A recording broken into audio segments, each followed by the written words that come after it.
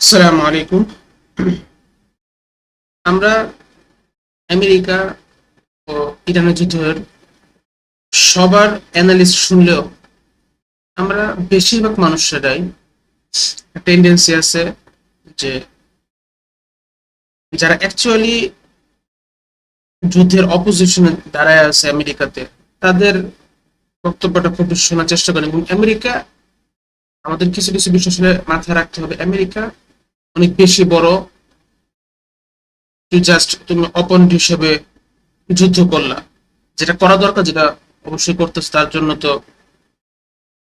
বাবা Iran পাইতেছো, but somehow তোমার politics কিন্তু শুধুমাত্র যুদ্ধের নাম না, শুধুমাত্র ডিপ্লোমেসির নাম না, এনি স্ট্র্যাটেজি থাকতে পারে, মিডিয়াকে ইউজ করা।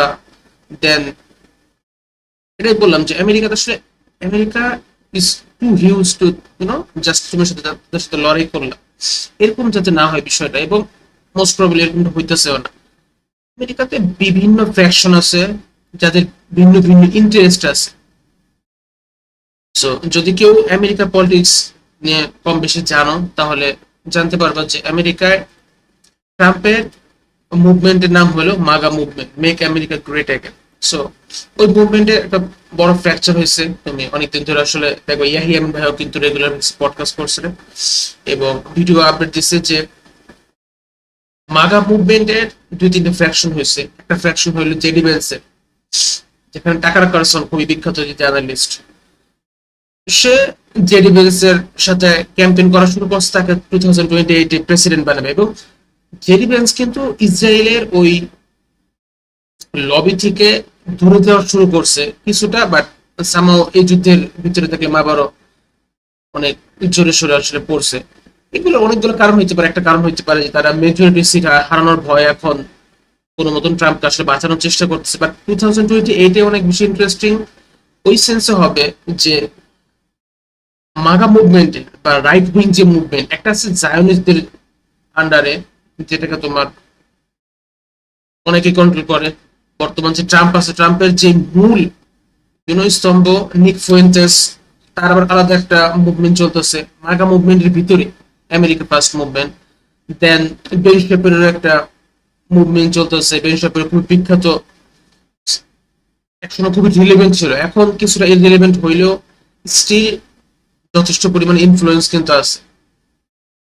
সো মাগা মুভমেন্টের যদি তুমি কম বেশ টুকিটাকি বিষয় না মিলাইতে পারো, দেন তুমি আমেরিকার পলিটিক্স আসলে ইন জেনারেল তুমি খারিজ করতেছো এবং তুমি বলতেছো যে না, ওর কোনো কিছুই আমি আসলে শুনতে ইচ্ছুক না, বুঝতে ইচ্ছুক না।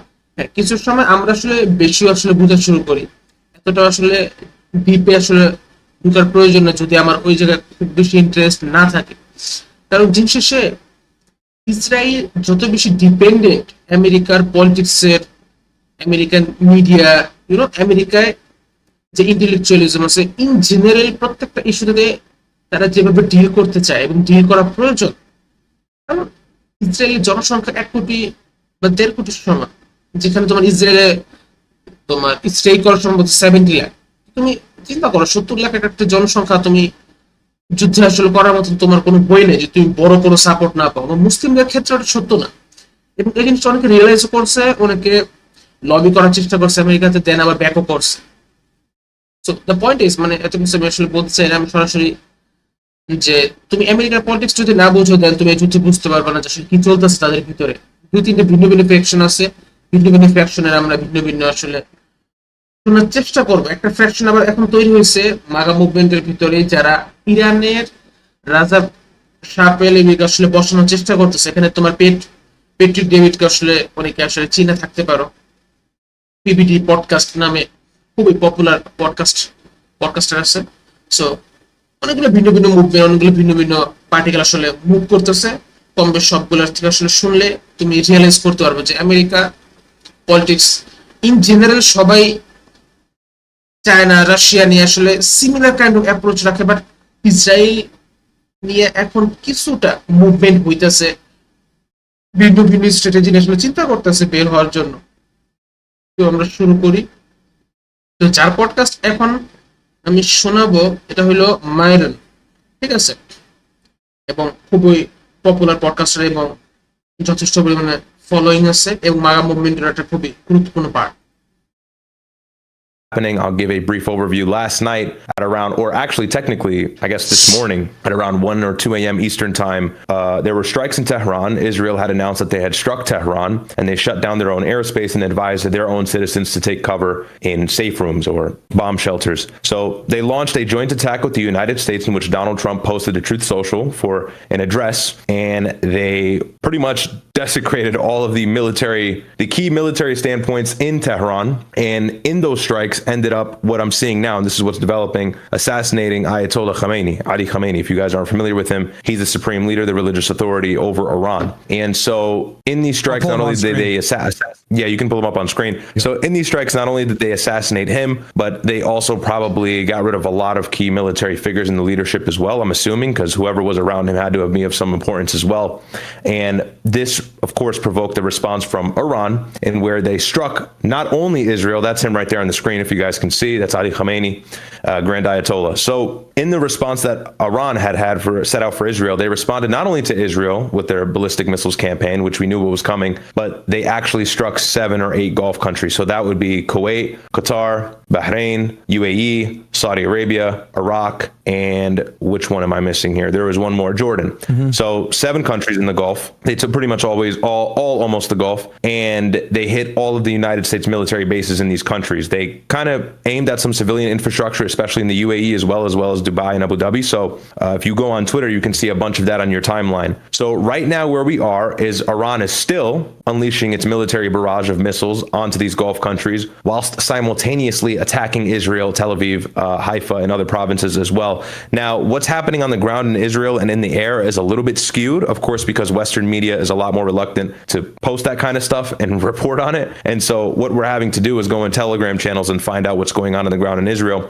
But from what I'm gathering here, and you let me know if you agree, Myron, it seems like Israel is not really, look, they're getting barraged and they're getting assaulted badly and they're dealing with a lot of damage in infrastructure, but it seems like the United States and Israel has good control over the situation, and not only have they decapitated leadership, but they obviously have the upper hand when it comes to air superiority. Although this is a long game, for right now, it seems like they've kind of dealt the brunt of force to start off the war. But again, it's a war, it's not a battle. So we'll see what happens over the next few days. But right now, it seems like the Western powers and their ally and their key partnership is kind of taking a little bit more of a hedge than the IRGC, at least for right now. That's kind of like the brief overview and where we've gotten to. Okay.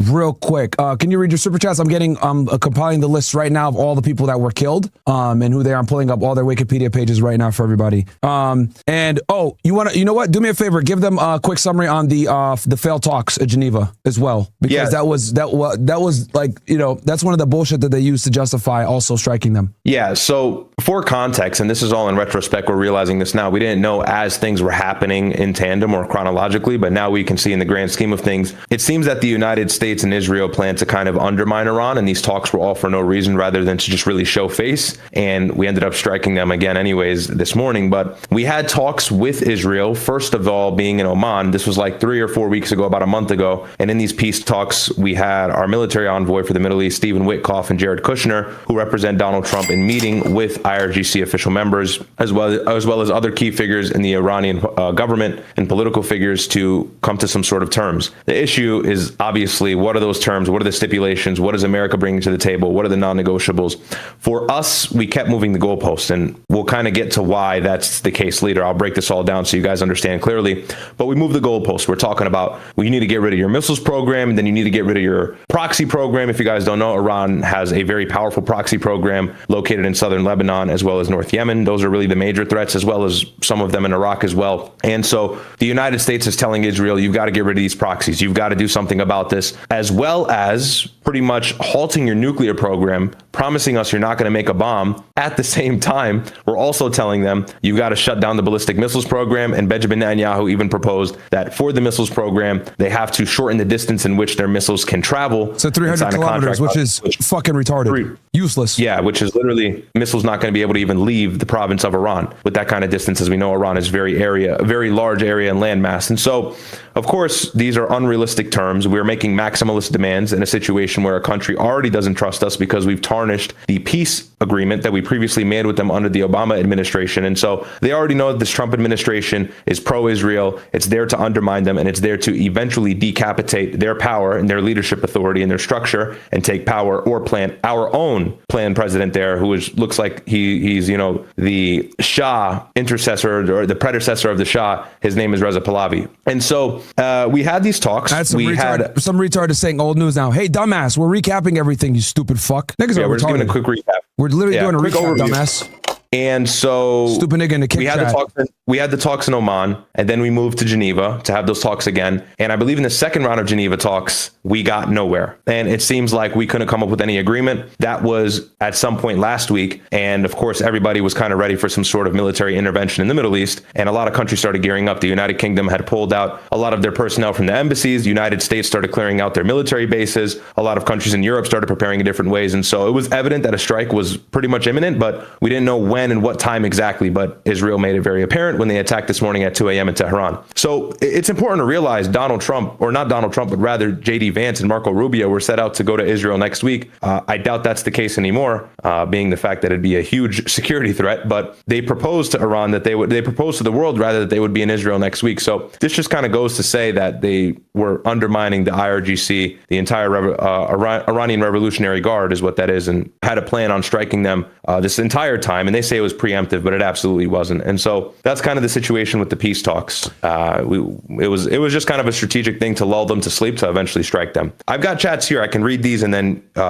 you're still getting set up. Yeah, I got it ready. I can quickly go over. So guys, here's a quick overview of the people that were killed. Give me one sec. I'll show you guys this real fast. Where the hell do I have this? Okay, so right here. So first, obviously, we know, right? Obviously, Khamenei, right, was the first person. Well, he got killed a couple hours ago, but this is the supreme leader of Iran. Then they also lost this guy right here, Ali Shamkhani. This dude was the Iranian naval officer and a politician who served the Secretary of Supreme National Security Council of Iran. So they got him as well.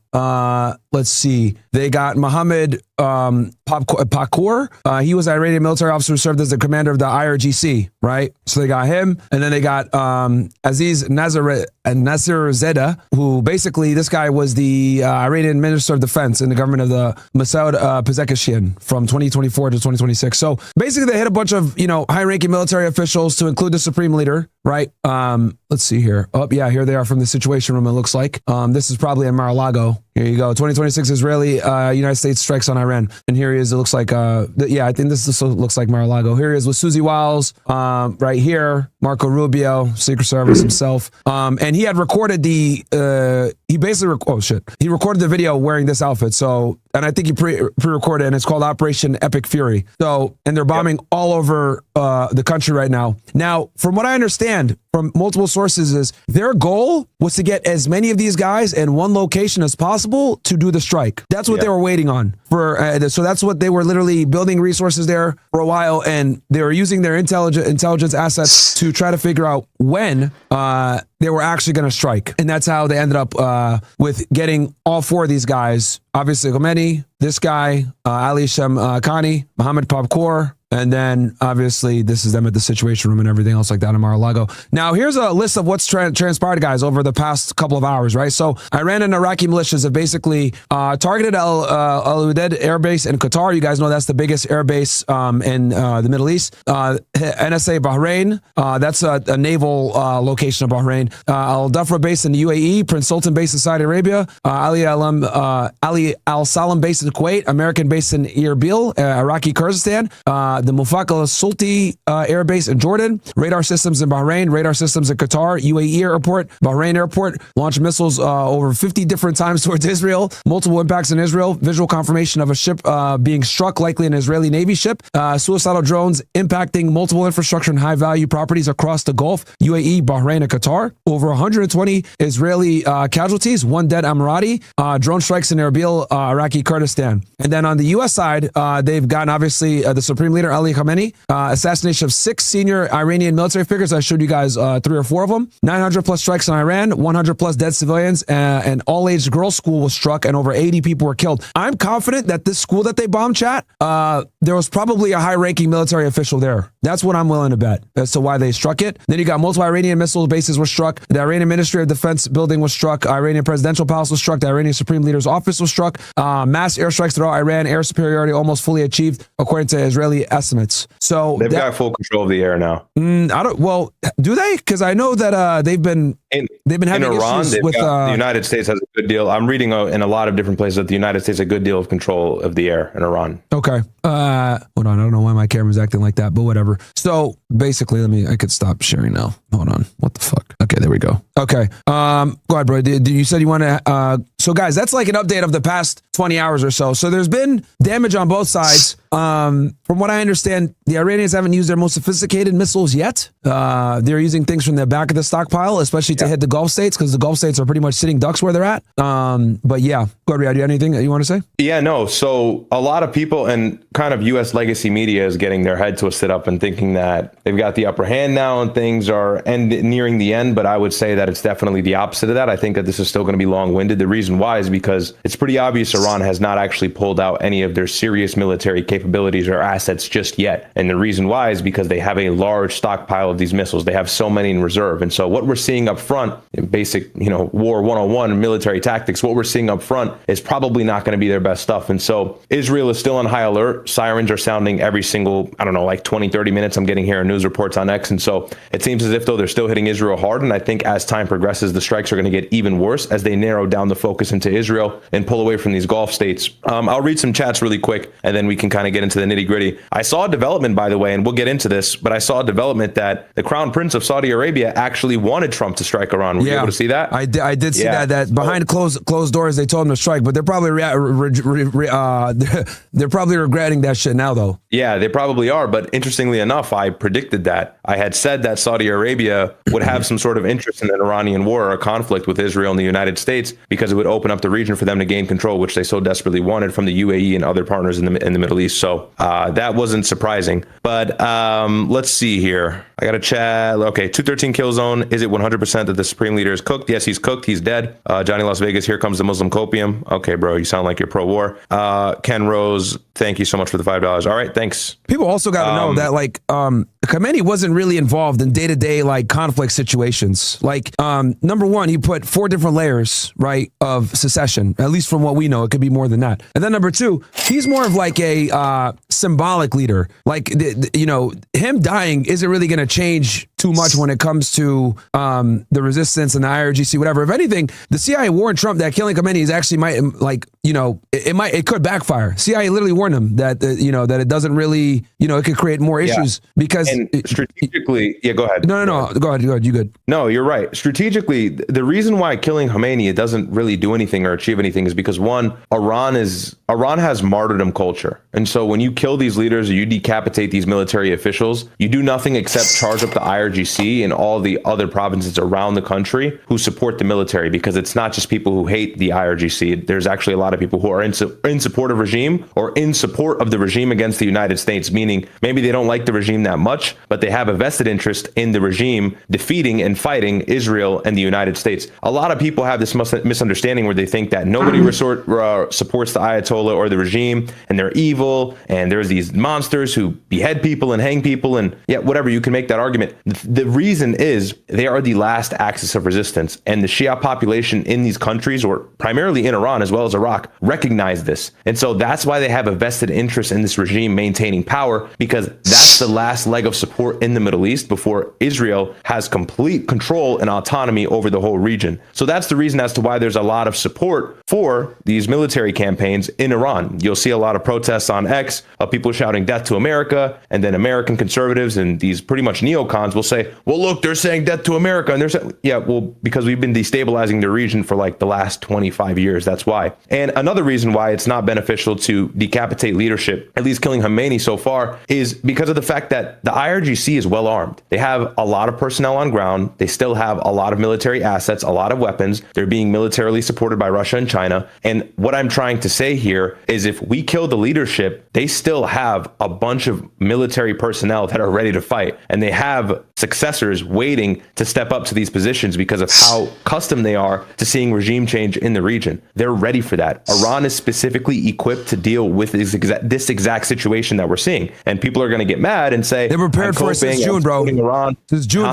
since June, they've been preparing for this shit. Like, yes, guys, June, they've been preparing. Yo, go ahead. Because you guys got to understand, right? See, for me and my brother, we're looking at this like this doesn't matter. And because over the past 30 years, the Iranians have watched the United States and Israel destroy all of their neighbors. You understand? With decapitation strikes, with coups, with all different types of military and intelligence-based strategies to topple the government. They saw Saddam Hussein get destroyed. They saw Gaddafi get destroyed. This is a big reason why they had a nuclear program, by the way, because Saddam Hussein and Gaddafi gave up their nuclear program and were eventually destroyed anyway, right? So they understood that you need to have a line of secession and a very long line of secession, and the guy that's on camera, that's the face of the government, shouldn't be the guy that's actually making shit happen. So Khomeini is more of a religious cleric, right? That is the face and symbolic of the government, the face of the Ayatollah. However, now the people that are in charge are going to be military. We don't give a fuck about, I don't want to say we don't give a fuck about Islam, but these guys are going to be like far more militant in their approach, right? And at this point, also, the other thing that's dangerous that you guys need to understand is that this is a war for their existence. All right, this is an existential war. So someone is not going to be able to walk away from this situation, right? And if they're going to go down, they're going to make sure that Tel Aviv goes down with them, right? They're going to put as much damage into Tel Aviv as they possibly can. Guys, the reason why y'all are not seeing a lot of the damage in Israel right now is because they have strict laws in place where if they catch you taking video and trying to put it on the internet or whatever, you could go to jail for that shit. Israel's put on some extreme censorship ordinances in place to prevent people from showing what's actually getting hit, so the Iranians cannot calibrate their missiles to be more accurate in different locations all across Israel. They did this during the 12-day war too, but now they're being far more militant about it. So they already kind of been preparing for this since the 6-day war. The 12-day war, back 6 or 8 months ago.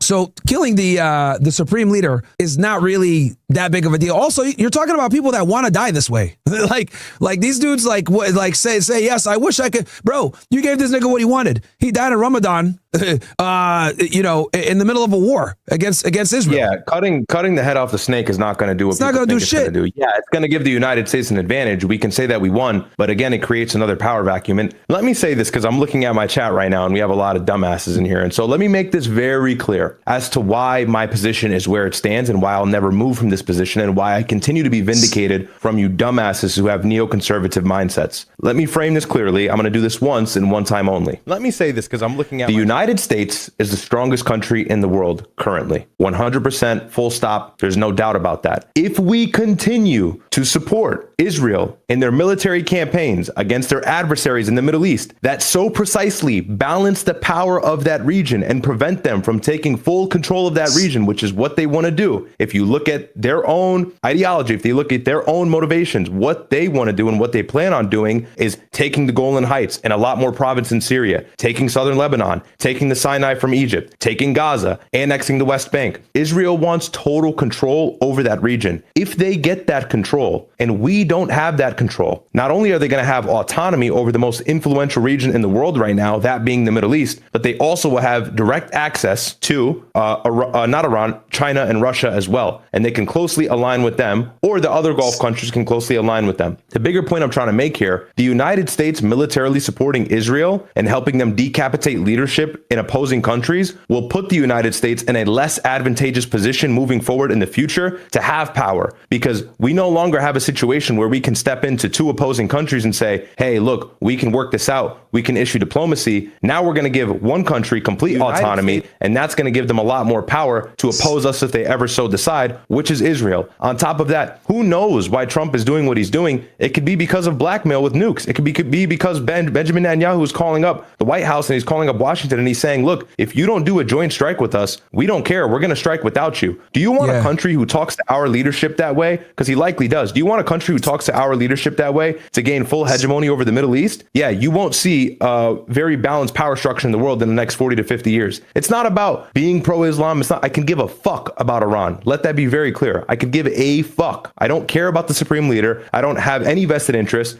I don't care. It has nothing to do with my politics or my world. The reason why it matters is because once that power balance is gone, Israel has a chance at competing with the United States from a power structure scale. That is why. If you cannot understand that, and they will sell us out.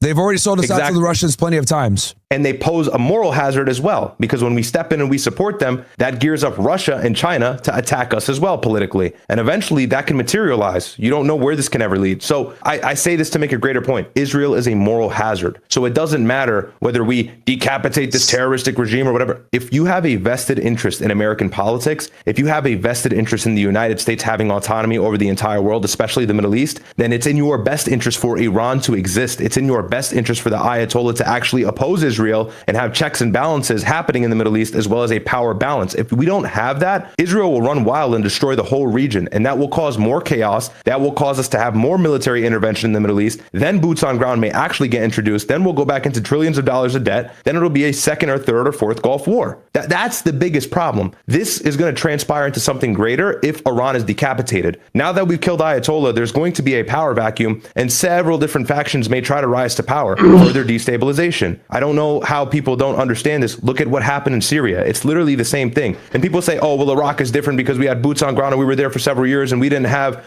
this quick air swooping campaign where we changed the power structure and everything like that. It doesn't matter whether this war is 4 days, 10 minutes, or 4 years. The outcome is negative for the United States because now there's no power balance in the Middle East. That's the point I'm trying to make. Hopefully that long-winded explanation can bridge the gap for some of these retards who think that I'm being some Iranian apologist. No, I actually have a vested interest in the United States. That's why I have that position. Go ahead. Yeah, no, people are just very stupid because they don't realize the Israelis will sell us out once the only reason the only reason they work with us so closely and do what we say to some degree is because we support them. Once they no longer need us for protection, guys, they're going to sell us out. They've been caught multiple times selling secrets to the Chinese and selling secrets to the Russians. Jonathan Pollard, anybody? And the reason why, guys, by the way, Russia and Israel have a very, they have like a secret partnership. And the reason why is because Russia has lots of Ashkenazi Jews. Okay. So for a very long time, what spies would do is they'd say, look, we'll give you secrets. We'll give you American secrets, but you need to let go of these Jewish spies that you guys have, that the Gestapo went and caught up. Cool. We'll let them go. Give us American secrets and we'll give them to you and they can have safe passage to Israel. Right. So that's what's that's kind of been the dynamic between Israel and Russia for a while. This is why, honestly, Russia drags their feet when they give the Iranians weapons because of that secret relationship that they have. Well, it's not so secret, but it's kind of it's almost like a symbiotic relationship. Right.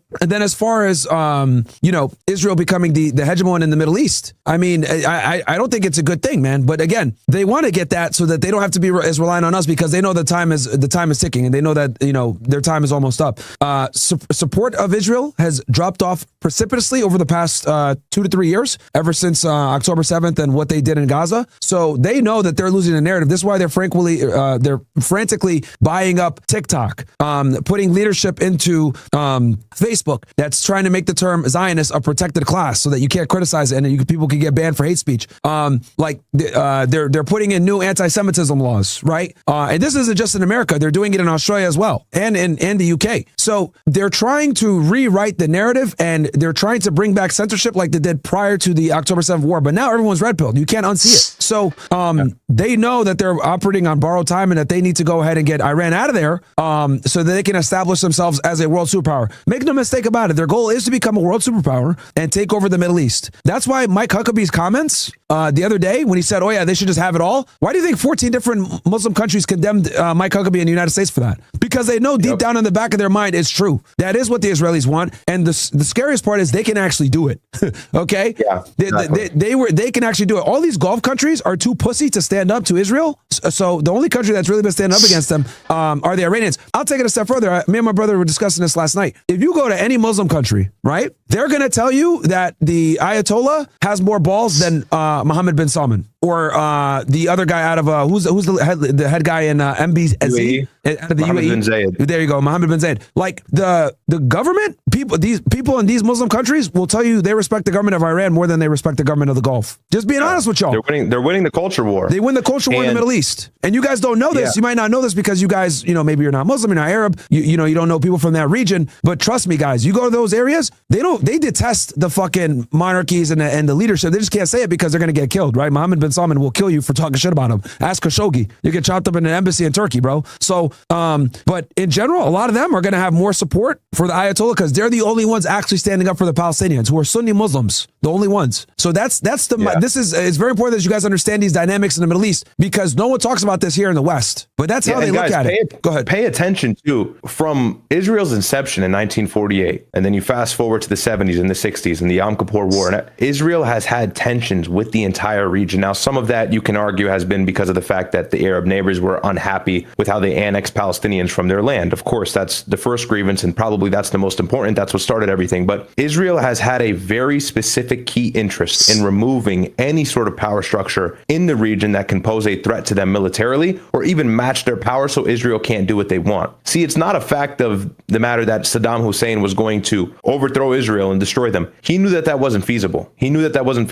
He even tried to do that with Kuwait, and he didn't get very far. He saw how United States backing and military support can destroy him even via a proxy. And so I don't think that he ever had the plan of invading Israel and destroying it. Yet Israel banked so hard with the clean break strategy in the 96 moving forward to remove him from power, as well as several other leaders in the region. Why? They don't want that power to exist next to them, even if it means they won't attack them. They just don't want to have to compete. They want complete control. That's a red flag, and that's something that should be unsettling. Furthermore, Donald Trump has been the Trojan horse for this campaign. Donald Trump has kind of been the guy to be the front runner for Israel. Obviously, Obama came in, and in 15, when he had left, he set everything up correctly with that JCPOA to ensure that we wouldn't go into any more tension or enter a war in the Middle East with Iran or any other neighbors of Iran. Something important is in 2015, Trump's campaign code was very different to that of what he's doing now. Even in 2024, when he was running again, his campaign code was very different to that of what he was doing now, obviously being no new wars. But in 2015, Trump had this really strong push, this agenda of, no immigrants. We're going to have a strong border. We're going to build a wall. It's going to be America first. We're not going to go into the Middle East. Iraq was a mistake, as I played in my edit earlier. He said all of these things. All these things sounded great.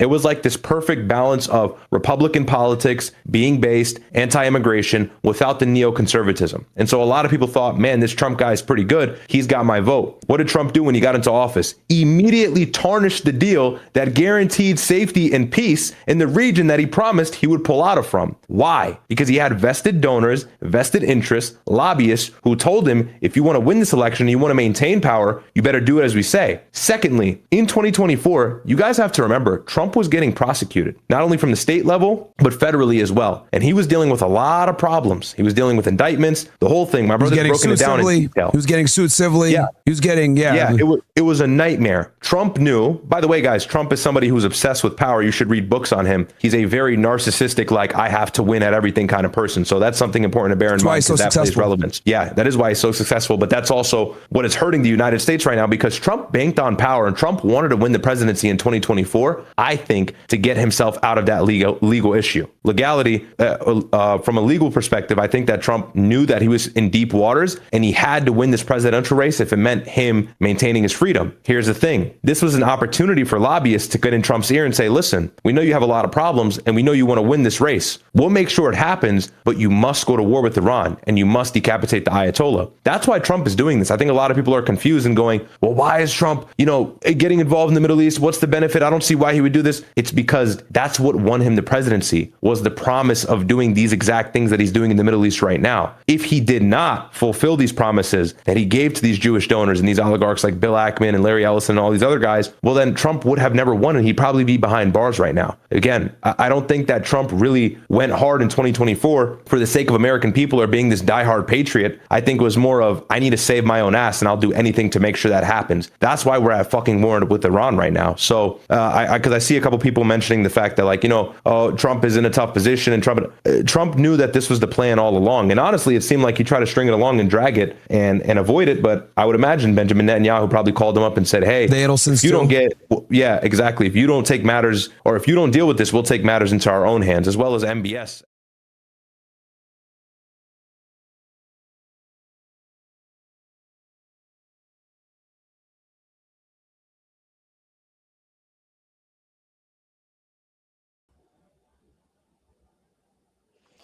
Hello, everybody, and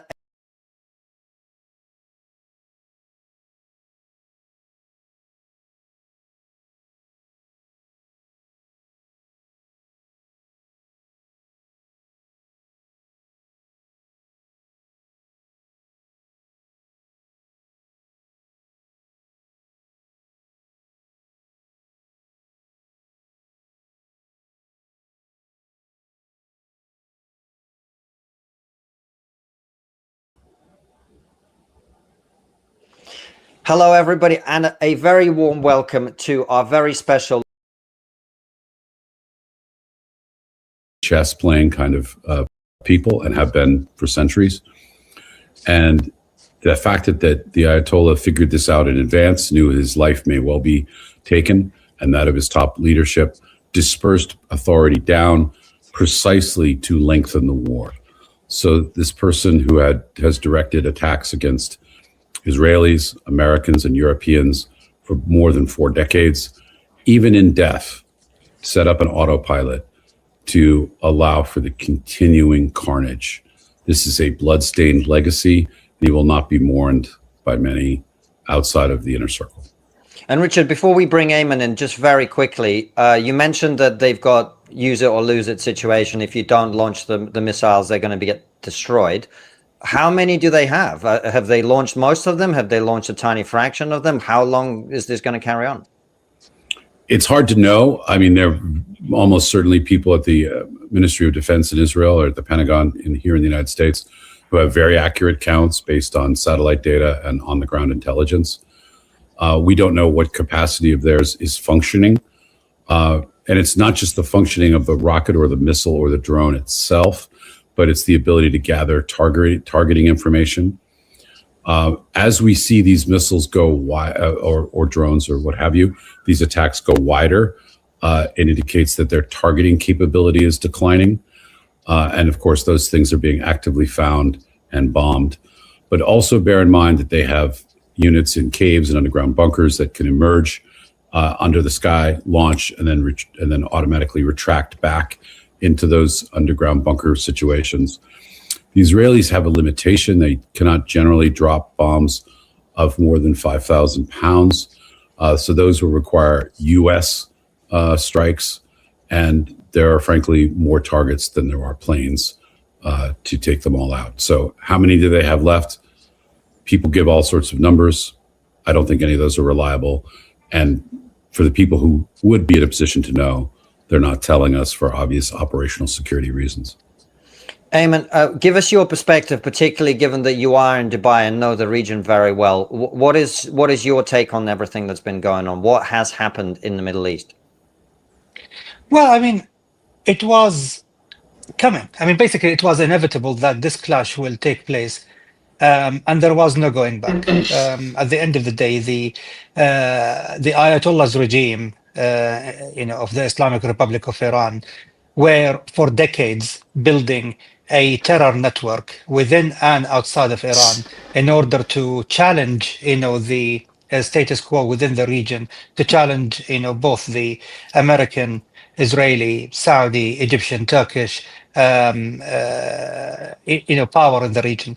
I mean, first of all, we have to understand that their ambition for a nuclear weapon was born out of the lessons gained from North Korea and how North Korea was able to withstand, or at least, have this immunity from invasion due to the fact that they developed a nuclear device. And so from 2005 onward, so 20 years, they accelerated their nuclear weapon program.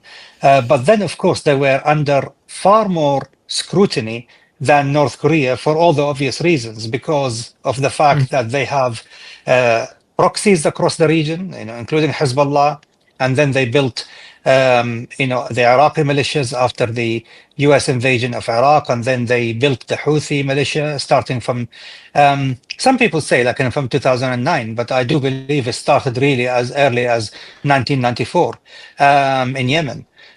In addition to that, of course, they supported Hamas since 2009 onwards. In my opinion, all of these activities put so much scrutiny on their nuclear program, and the fear that if they become a nuclear armed state, and since they are the largest terror sponsor state in the region and across the world, then that would make it extremely difficult to counter their expansionist ambitions. I mean, after all, the dear leader of North Korea, whether Kim Jong-un or his father or grandfather, never had any proxy militias or any expansionist ambitions, taking over Japan or establishing militias in the Philippines. I mean, basically, they were contained. The problem with Iran, given the fact that it's a 1.7 million square kilometers, it is a 92 million population, and they have an ideological flavor to their constitution that makes it imperative that they export the revolution to other states under the ideology of the Shia Muslim faith, which believe in eschatology and the return of a savior, a messiah figure, a Mahdi. All of these meant that they will use the Shia minorities of the region as a Trojan horse in order to undermine other governments. And so, one way or another, a clash was inevitable, especially with Israel, and of course with Israel's, most important ally, the United States. So what happened on February 28 was the inevitable outcome of decades of policies, accumulated policies and accumulated strategic milestones that led to that moment. And Ayman, that being the case, what role did October the 7th play in this? Was it a catalyst, or did it make the inevitable even more inevitable? It did really make the inevitable more inevitable, because if this is what one of the smallest, least supported proxies of Iran could do, and thus from a space of 340 square kilometers, which is the Gaza Strip, if Iran was so reckless that they would send Hamas and the entirety of the population of Gaza on a suicide mission, what would they do with Hezbollah and Lebanon later? What would they do? And of course, remember that during October 7th, the Assad regime was still there in power, and they could have also stormed from the Golan Heights. So at the end of the day, they realized that, we have tolerated a state sponsor of terror, and the existence of the cancerous phenomenon of the heavily armed and numerous non-state actors who could threaten nation states across the region and wreak havoc across the region. And so there was that moment, that realization that we can no longer whatsoever tolerate the presence of non-state actors supported by this ideologically driven eschatological, high on eschatology, I would say, high on prophecies of saviors regime, in order to undermine the nation states across the region. Not only Israel, but also Saudi Arabia. It suffered a lot, at the hands of the Houthis in Yemen, as well as Bahrain, which suffered instability, and the civil war in Syria and Yemen, which combined killed 2 million people and displaced 25 million others. Many people don't understand that the legacy of Iran in the region is extremely bloody, unlike the unfortunately leftist rosy vision of Iran, which present them as freedom fighters or oppressed minority, and therefore, we need to treat them with velvet gloves. And Eamon, before we move over to Richard, has there been broadly support from the Arab nations for this war? I mean, when the news of Ayatollah Khamenei being killed were broadcasted across the region, there were celebrations, not only in Iran itself, where people went out and started playing music and dancing on the streets. That's in Iran. Can you imagine the scenes in Syria, where people were distributing sweets and celebrating the fall of the tyrant that fueled their 14 years bloody civil war, and in Yemen, where people are still suffering, from the. So, এই podcast শোনার আগে আসলে বলি নাই। So এখন আমি যাদেরকে তোমাকে শোনাইতেছি, এই বাঞ্চ অফ পিপল কিন্তু আবার সাপোর্ট করে হইলো মাগা মুভমেন্টের বা ইন জেনারেল রাইট লেফট থেকে বেশি হলে জায়নিস্টদের দিকে। সো তুমি যেসব ল্যাঙ্গুয়েজ দেখতেছো এগুলোই কিন্তু তুমি মিডিয়াতে বেশি দেখো, কারণ এই মানুষগুলো আসলে বেশি সাপোর্ট করে এবং বেশি প্রমোট করে এই বিষয়গুলোকে, মানে এইভাবে এই ধরনের ল্যাঙ্গুয়েজ ব্যবহারকে। সো শোনার মতন ক্যাপাসিটি আসলে থাকা লাগে, কারণ দিন শেষে বড়ই বিশ্রী এবং ফাউল কথা আসলে বলতেছে এবং অনেক মিসলিডিং কথা বলতেছে এবং কিছু সত্য থাকতে পারে, বাট তুমি তাদেরকে কোনো সময় দেখবা না যে আসলে ইসরায়েলের বিরুদ্ধে আসলে কোনো কিছু বলেন। শুধু দেখবা যে একই লাইনে একটু সেটি তুমি যদি ইরানটা দেখো আর ইসরায়েলটা দেখো, তুমি দেখতে পারবে যে ইসরায়েল লিটারালি চুপ, কোনো কথা নেই। স্টিল শোনা দরকার যে তুমি জানলা যে আসলে কে কি আসলে চিন্তা করতেছে এবং আমেরিকার ভিতরের পলিটিক্স এর জন্য কার কতটুকু বেশি আসলে পার্টিসিপেট করে। সো তাদেরকে শোনা দরকার আর কি। Outcome of the civil war that was fueled by him. And so you can imagine, the people of Saudi Arabia, the people of Bahrain, the people of Kuwait, the people of the UAE, these are people who did not have any favorable view, of the Islamic regime in Iran. So there is a broader support under the basis that this is a kind of a chemotherapy that the region needs in order to get rid of a cancerous tumor, which is the institution and the ideals of the Islamic revolution in Iran and its IRGC, the spearhead when it comes to funding and equipping and training terror organizations in the region. And Richard, I imagine that all of us here are happy to see scenes of people in Iran celebrating this person and this regime no longer being there to brutalize them, to kill them in their thousands. We see people, of course, all over the world celebrating. But I also think those of us who grew up in the era of the war in Iraq in particular, whenever people utter the words regime change, I sort of get a bit of a shiver going down my spine. And I don't necessarily get that excited about it. And you see, one of the things I'd like for us to discuss as well is where this is going, because I was just looking while you guys were talking at the Kalshi odds for Reza Pahlavi being the next leader of Iran. It's like 25%. So it doesn't look like that is going to be the direction of travel. So is this a regime change war? And if it is, what is the next regime actually going to look like? Well, is it a regime change? We have to look at, first of all, that Israel and the United States have very different desired end states. In Israel, they would love to see Reza Pahlavi or someone like him have a constitutional monarchy that focuses Iran on rebuilding its civil infrastructure. I mean, there are massive water shortages. 70% of its provinces are without 24-hour electricity or without ready access to water. 5 of the reservoirs that feed Tehran, which is a city of about 10 million with the surrounding area of about 18 million. 5 of those reservoirs are at 10% or less capacity. So they're profound. There's a profound humanitarian catastrophe that was underway before this bombing began, which this bombing will only accelerate. So the Israelis would like to see a peaceful transition with a monarchy that supervises elections and a more modest Iranian state that focuses on solving the problems of its own people. That does not appear to be the desired end state of the Trump administration. They just simply want an Iran that leaves its neighbors alone. If there can be some rebuilding projects that benefit American and European companies, fine.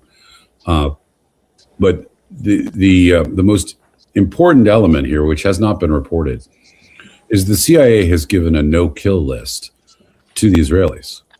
A group, we don't know who's on that list, but 5 to 10 names, maybe more, of people that they're not allowed to target. That indicates to me, and this is just my private interpretation, that the CIA already has someone in mind from the power structure that would take over. That is not a regime change. That is a pruning and a moderation of the current regime. Now, events on the street may make that CIA change impossible, but the CIA tends to like continuations based on variations rather than wholesale change, because wholesale change is impossible to predict the outcome. So let's look at Iran for a moment, right? So you have, depending on which census numbers you believe, 91, 93 million people. A large majority report that they are Shia Muslims, but of very different persuasions. Outside of that, who are native Persians, you have a lot of minorities, Azeris, Azerbaijanis, a lot of Kurds, other ethnic groups as well, a growing number of Christians, a growing number of Zoroastrians. We don't have good numbers on any of this because to report religious conversion is to invite punishment and death under the old regime. But these people have very different ideas about what they'd like to see take over. Regarding Pahlavi, who I've met, but it's been a few years, who is a very urbane, educated, liberal-minded man. The Israelis are entirely enamored of him. The Trump White House appears to actively dislike him as treacherous, double-sided, not understanding that he has to unite factions and make lots of side deals, which means that at different times and different places, he will say different things. This is something that they feel is not businesslike, and they find him as frustrating to deal with as Zelensky, maybe more so. The Arab governments of the Gulf have been alienated by Pahlavi when he demanded large sums of money, and including payments to his Swiss bank accounts, without a lot of accountability or a plan. So and then the Europeans, aside from the French, also seem a little bit cool to Pahlavi.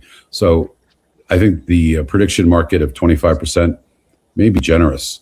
He doesn't have an outside supporter who seems to like him. On the other hand, the younger people, those under 25, which is a majority of the population in Iran, do seem to like him. Remember, these people were not alive when the last Shah was ruling their country. And so they don't have a nostalgic view, they have an idealistic view. And he may be able to summon them. And if he has a large swell of popular support, it may not matter what dreams the CIA has concocted in its quiet cubicles. So this is very much a jump ball. The Trump people are also looking at political reality in the United States. Somewhere between a quarter and a third of Americans surveyed are in favor of this bombing campaign. The calculation of the Trump people is, if this turns into a quick victory, that support will jump to 60%. Americans love victory the way the Romans did, and for similar reasons. And a quick victory means the bombing stops. There is not a prolonged civil war or even much of a civil war at all. And Iran seems to be going on with the business. of tending to its own affairs and stopping the financing of proxyist terror attacks. The quickest path there is a Maduro-like solution, but that might be the reality on the ground. Venezuela, as Francis knows, is a much different country than Iran. Iran has many centers of power. The geography is important here, dividing the country with mountain ranges which form cultural pockets. It has very different numbers of ethnic minorities and religious minorities that have different views as well. And there are outside groups such as the Baluch in Pakistan, who they have Baluch cousins across the border in southwest Iran, or southeast Iran rather, who would like to start taking out coastal batteries and elements of the Iranian Navy that are laying sea mines to block the Strait of Hormuz and drive up oil and gas prices, to extract pain on the West, of course. But they would want some guarantees and some smaller subsidiary sovereignty for the Baluch people inside Iran. Which is not in the CIA's plans.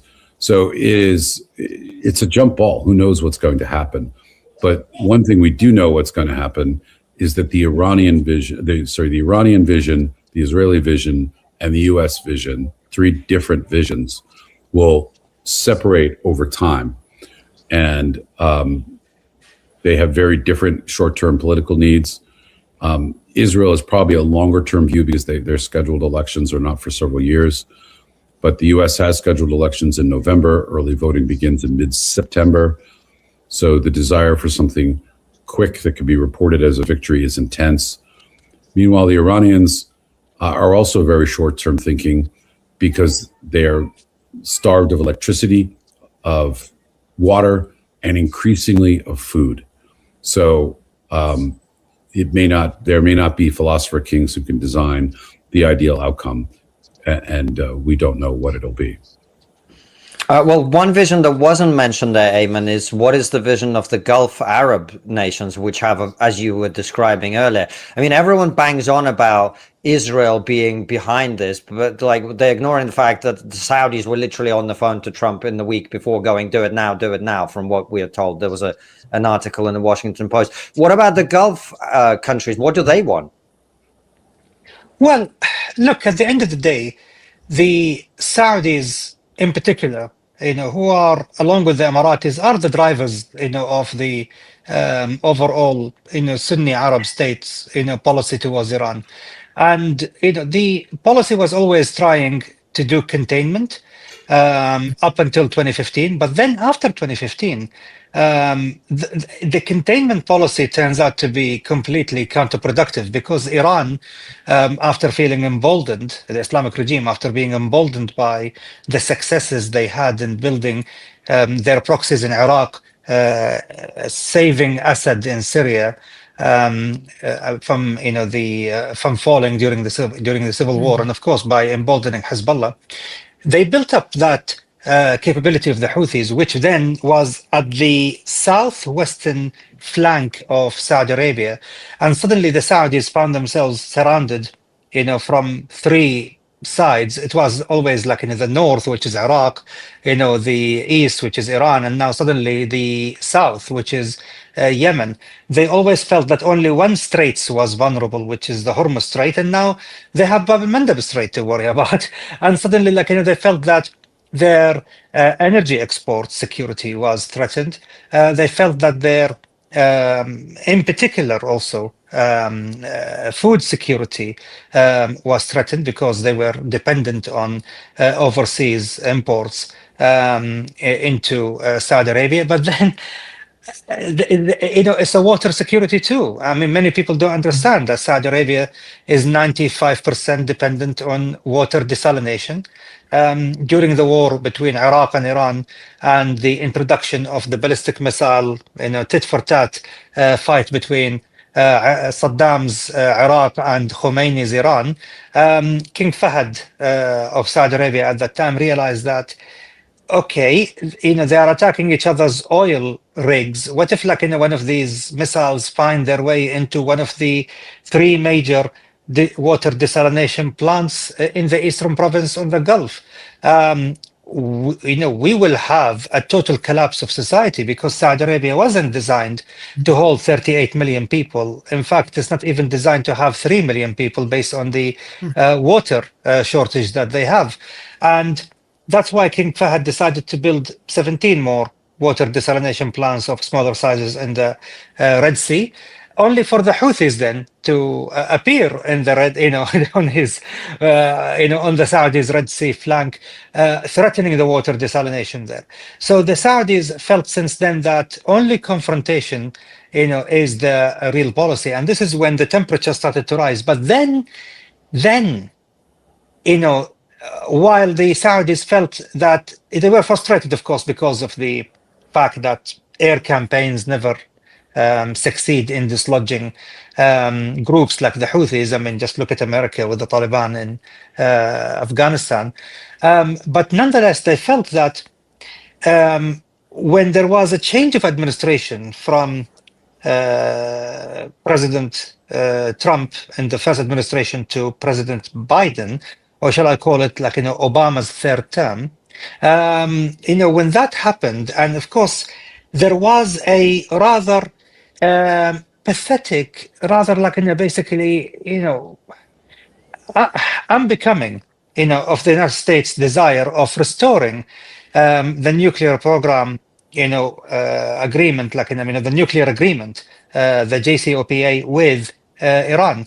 And because of certain figures within the Biden administration, whether it is the former Obama administration figures like Valerie Jarrett, or a new figure like Robert Malley in the Biden administration, they put significant pressure on the Biden presidency in order to carry favor with Iran and the Iranian regime at that time, to actually put pressure on the Saudi side to end the war with the Houthis. By then, the Houthis, over 8 years period, has launched more than 1,000 ballistic missiles and 2,000 drones against Saudi Arabia. And all of them were Iranian made, by the way, and Iranian smuggled to them. So how do you then pressure the Saudis to stop the war? The Saudis are saying, we are going to stop the war only when the Houthis give up the access to the sea, so they don't threaten international maritime traffic. And just keep this in mind, please. And then, if they give up any long-range offensive weapons, more than 150-kilometer range, if they do that, we will end the war, and they can form a power-sharing agreement with the other Yemeni parties, and we will end the war. The Biden administration said that, no, the Houthis will not accept that, but because we have far greater priority is that in a pathetic nuclear agreement that we need with the Iranians, so we're gonna stop, giving you the munitions, that we agreed, to supply you, and that you purchased and paid for in good faith. We will not give it to you, so you can't carry out your war. And the Saudis said, by all means, we'll make our own. But then the Biden administration went further, and that was a raft between November and December of 2021, when they said to the Saudis, well, we're going to stop supplying you with the Patriot missile systems that are necessary to intercept the Houthi ballistic missiles. So you become sitting ducks. And when the Saudis are saying, well, we have enough supply for about 6 months, 7 months, we'll continue the fight. So by March of 2022, Biden administration gave the biggest stab in the back to the Saudis by saying, we're not going to update the software. So you're truly going to be sitting ducks now. Your water, your oil facilities, and already in 2019, the Saudis, Saudi Aramco was struck, and almost 5.7 million barrels of oil every day for 22 days were lost to the global production. The Biden administration gave the Saudis the trauma of their lives, that you cannot rely on America, because America was slavishly, seeking the satisfaction of rabid, fanatical mullahs, in Tehran, favoring them over an ally that has been steadfast beside them for 75 years. That changed the equation. And that's why the Saudis decided that if Iran is so powerful that even America is like, kissing the ring and, literally, and asking for, forgiveness for what Trump did before in terms of tearing apart that awful nuclear deal, then you might as well, do a deal with them. And that's why the Saudis went to China. And, by, March of 2023, the Chinese brokered a deal between the Saudis and the Iranians for a détente, for a non-aggression pact. And that was born out of the fact that the Saudis cannot trust any American administration after that of betraying them, just in order to seek, a deal with the Iranians over the national security interests of the Saudis. What happened? What changed? Trump came back. And what changed everything was the B-2s in 24 June last year, smashing the nuclear facilities in Fordow, Natanz, and Isfahan. That changed the mindset of the Crown Prince of Saudi Arabia, MBS, that, okay, maybe now there has been a significant shift in American policy. We can now trust that there will be a regime, not change necessarily, what they were looking at, a actual regime containment that could actually, finally push them back into their own borders in a way that would deter them from interfering in their neighbors' affairs. And that's why the UAE and Saudi Arabia, despite their differences in Yemen and Sudan and elsewhere, they were united in the fact that it's now or never. And so when the Saudis saw the 2 aircraft carriers and the biggest buildup in the Middle East since 2003, they realized that it's now or never, and they agreed with the Israelis on this. But that being the case, Ayman, you outlined what was happening beautifully in Saudi and the other countries. It's still one hell of a gamble, isn't it? It is. I mean, one of the things I've been talking to people, of course, from the Ministry of Foreign Affairs in Saudi Arabia and in UAE and other diplomats and ambassadors and security services, intelligence services, and they tell you, we are worried about refugees coming across the water, like what happened after the Iranian Revolution in 1979, and we could have a destabilizing civil war. We have ethnic makeup, but I disagreed with them in a sense that, look, civil wars generally in the Middle East happen because of external pressures are actually pulling the country, in question apart. But in this case, there is almost a consensus among Iran's neighbors, Pakistan, Turkey, and the Gulf states, that Iran post revolution or post regime collapse should remain united. They wanted to be united. That's the first thing, because a divided one will be a catastrophe for the region because of ethnic and sectarian strife will tear the rest of the region apart because of it. Just look what happened in Syria. We don't want a Syria 10 times over.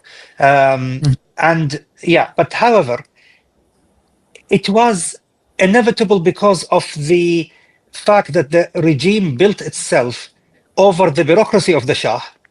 So it built itself layer after layer, but then these layers were really rotten and they're going to collapse at any time. The reality is the fact that the Iranian society, if you want to really get a simplified, I'm simplifying it here.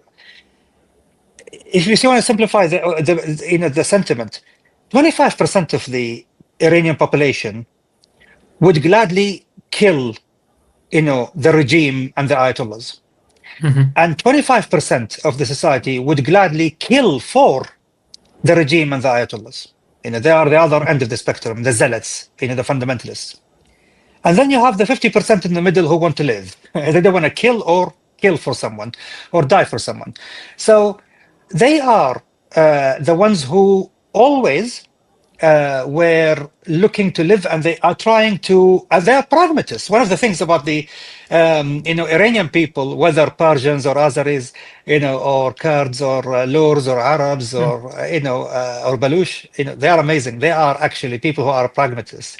However, they want to live. The problem here is that exactly in this, 4 letters, LIVE, they want to live, is where the regime was hit, in a Achilles heel spot.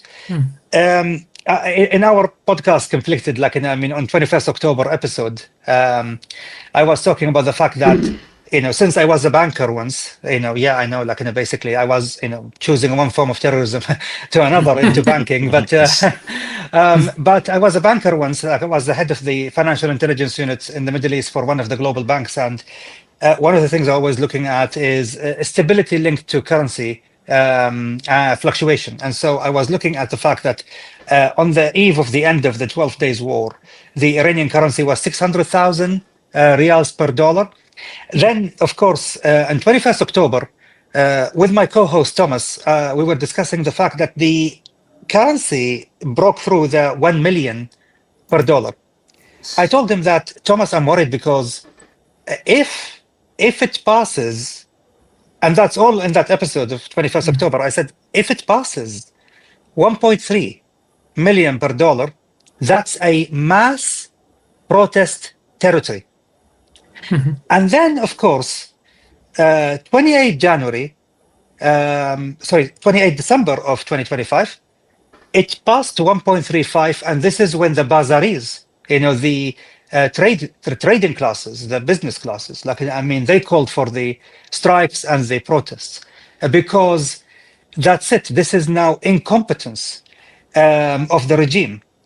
And because of the perceived incompetence of the regime, not even perceived, it's real. They are a bunch of incompetent people when it comes to managing the economy. They actually invited that on themselves by not only degrading the living standards of the people, but also without giving the people some light at the end of the tunnel that we know what we are doing and we know how to negotiate with the US to lift the sanctions or to ease them in order to improve the living standards. No, they were but just arrogant in their belief that the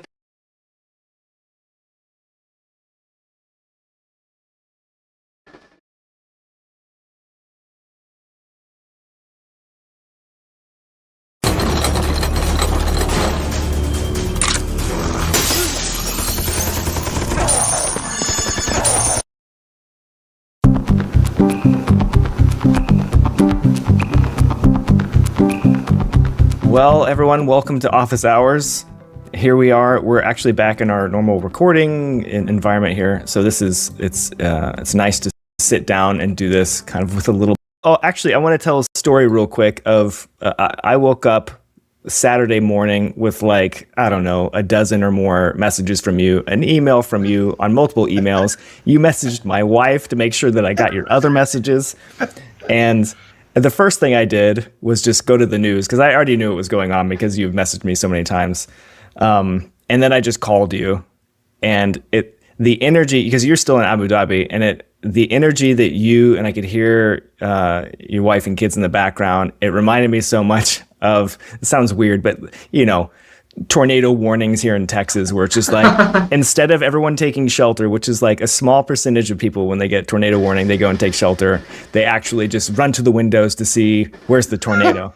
And that's literally what you guys were doing. You're looking outside to see, the anti-missile barrages taking off and taking out these missiles, which is a just crazy thing. I'm worried on the phone, are you guys okay? And you were just sounded like you were having such a good time. So how we were in a hotel with these big double doors on a balcony, and they had this big sofa. So we just rotated the sofa around, sat half in the balcony and half of us on the sofa, and watched the show. So how is it now that you're back home? Are you seeing anything different, or what's going on around you now? So let me actually just start by saying I am an adrenaline junkie. Just to get that out of the way right off the bat. I love adrenaline. But I had low anxiety. I'm not going to risk my children. I don't mind risking myself. In part because I had a lot of confidence in the United Arab Emirates Defense Force and their ability to manage the crisis. So that's the reason why I was so cavalier hanging out and watching. And I am really blown away by how successful the UAE has been in preventing most of the damage. I think it was Khalij Times today reported that it was over 600 drones and missiles have been fired at the UAE. Unfortunately, 3 people have died, a Nepali, a Bangladeshi, and a Pakistani. But, it's 1 a day. And when you compare that to like the murder rate in Texas, which is 6 a day, and then remember that Texas is like 2.5 times bigger than UAE, you end up with it's still safer to be in the UAE than it is to live in Texas. But Texas is literally 2.34 times more deadly than the UAE in a crisis, a war crisis. I think 4 people were murdered in the UAE last year, and 2,000 people were murdered in Texas last year. UAE is 89% immigrant, so it's not an immigrant problem. Texas, by the way, fun stat, is 18% immigrant, documented and undocumented. 10% of the murders were committed by that 18%. So if you wanted to lower the murder rate in Texas, you'd get rid of the non-immigrants. So just a jab at all you immigrant haters. You're the problem, just for the record. As a non-immigrant myself, right, I just wanted to point out the hypocrisy. Yeah, I don't know if you know this. I don't know enough about it, but there was a shooting in Austin last night on 6th Street. 6th Street. Yeah.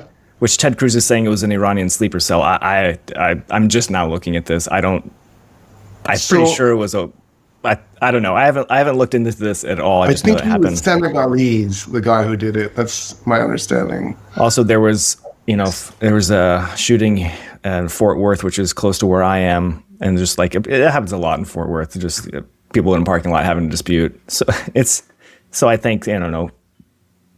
Yeah, I think you're right. Yeah.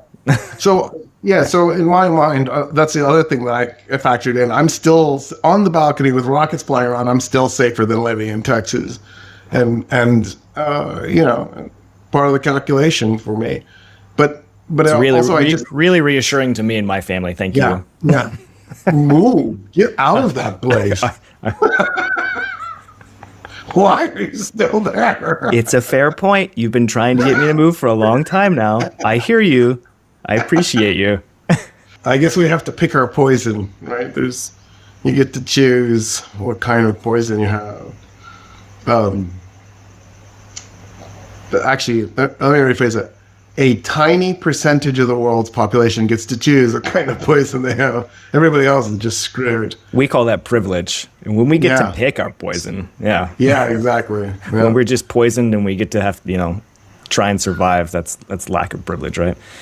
And speaking of poison and privilege, I'm baffled by all the people in the U.S. who were super rich, who voted for Trump, then didn't like it, and then moved to Dubai, and then didn't like it when rockets started landing because that Trump triggered a stupid war, and now they're trying to figure out how to leave.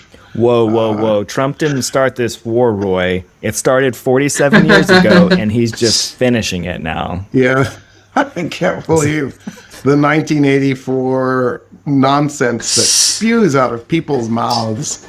Like, I feel like it's not just 1984, like Germany in 1933 went and I think they just got a prisoner from their prison, put him in a Polish uniform, shot him to death, and then threw his body in Germany next to the border crossing with Poland and said Poland attacked us. And there were a lot of moronic Germans who went, oh my God, Poland has attacked us. And drank the Kool-Aid, and the next thing you know, 7 million Germans later are dead, and then 7 million died during the peace period. So 14 million, 20% of the German population is dead. 65 million people are dead around the world just because people were willing to believe the lies that are told to them. It's not a good habit to be in.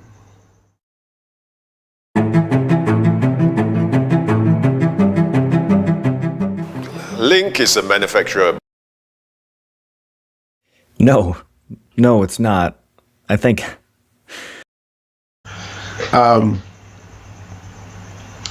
That reminds me of another Pete Hegseth story that just happened. Anthropic was the company that was. Do you know this story? Maybe you know it better than I do. So jump in. No, But- so Anthropic is an AI company, and Hegseth was basically telling all AI companies that were that have contracts with Department of War. And it's weird to say Department of War, although I will say they did follow your advice on renaming it back to Department of War. Because that was I have a been big saying push that here. for years. Don't be a hypocrite.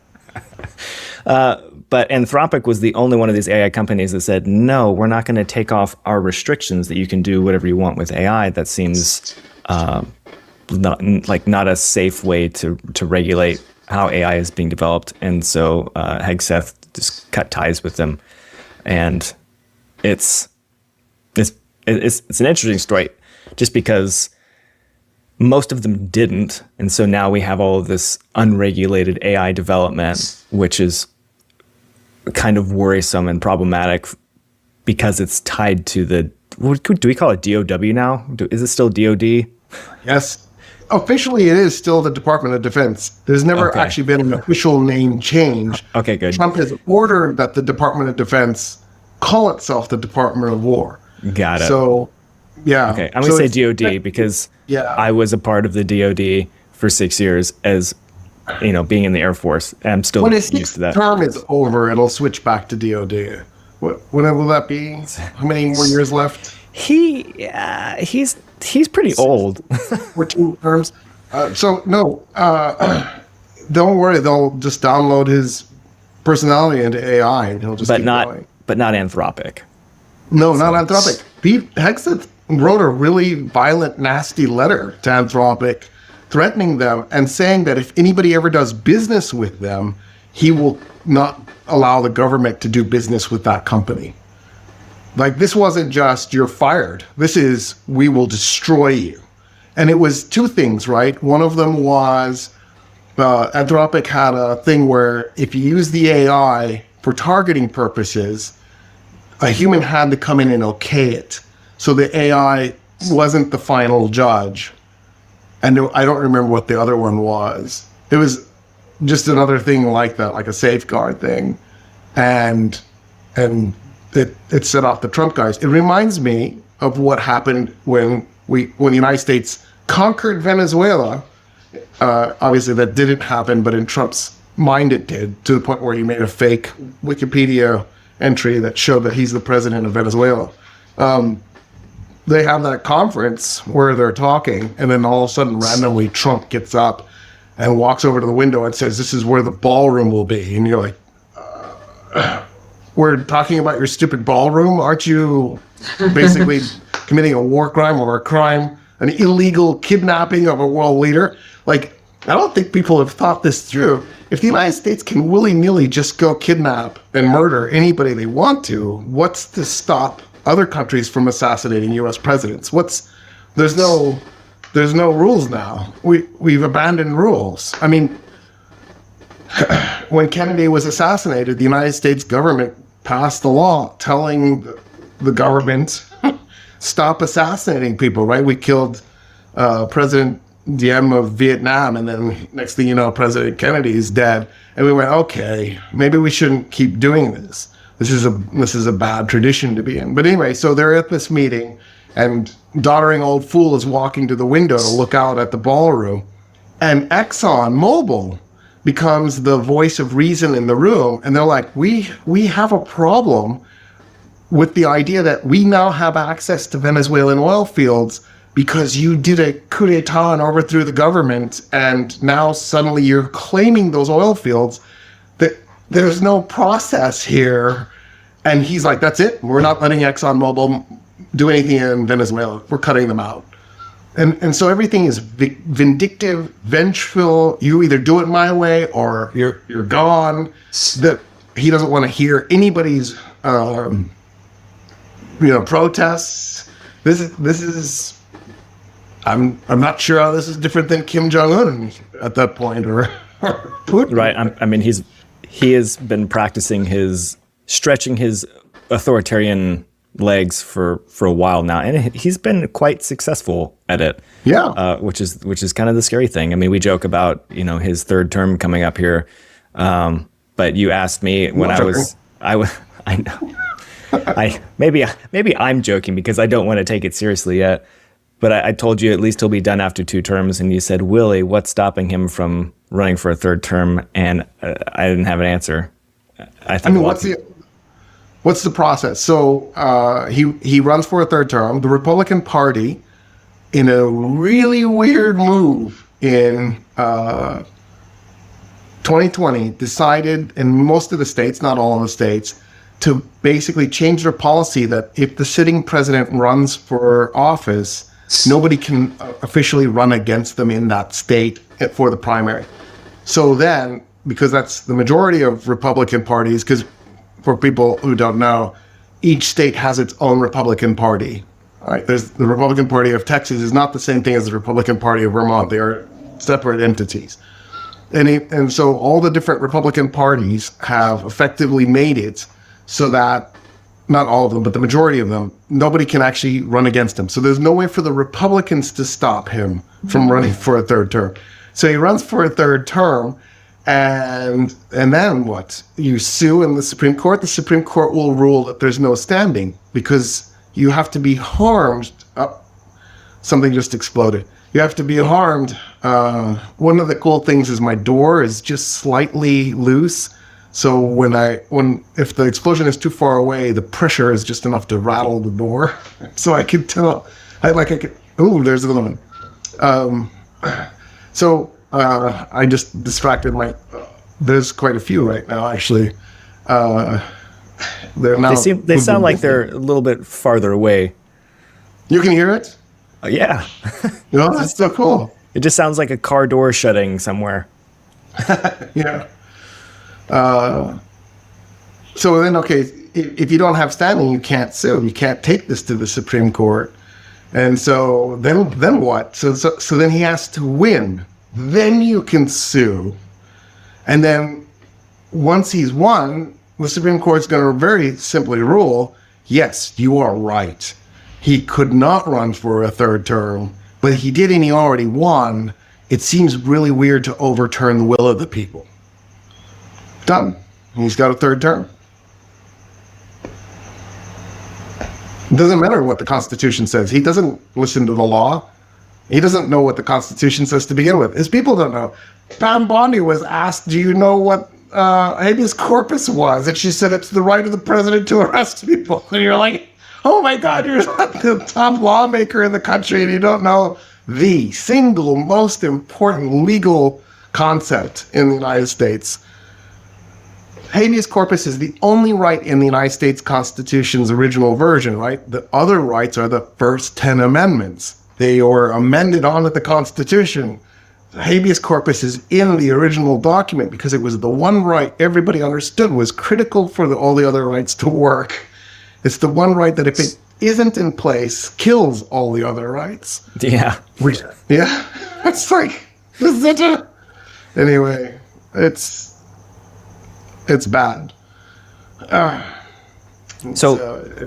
Since we're on the, talking about Trump and U.S. politics as it pertains to the current war in Iran, we're in day 3 now, and we're already seeing contradicting messaging from Trump, where he has agreed to talks with Iran, but he's also saying this is going to be a few weeks longer. He's also said that it's unfortunate that U.S. service members have died. There will be more.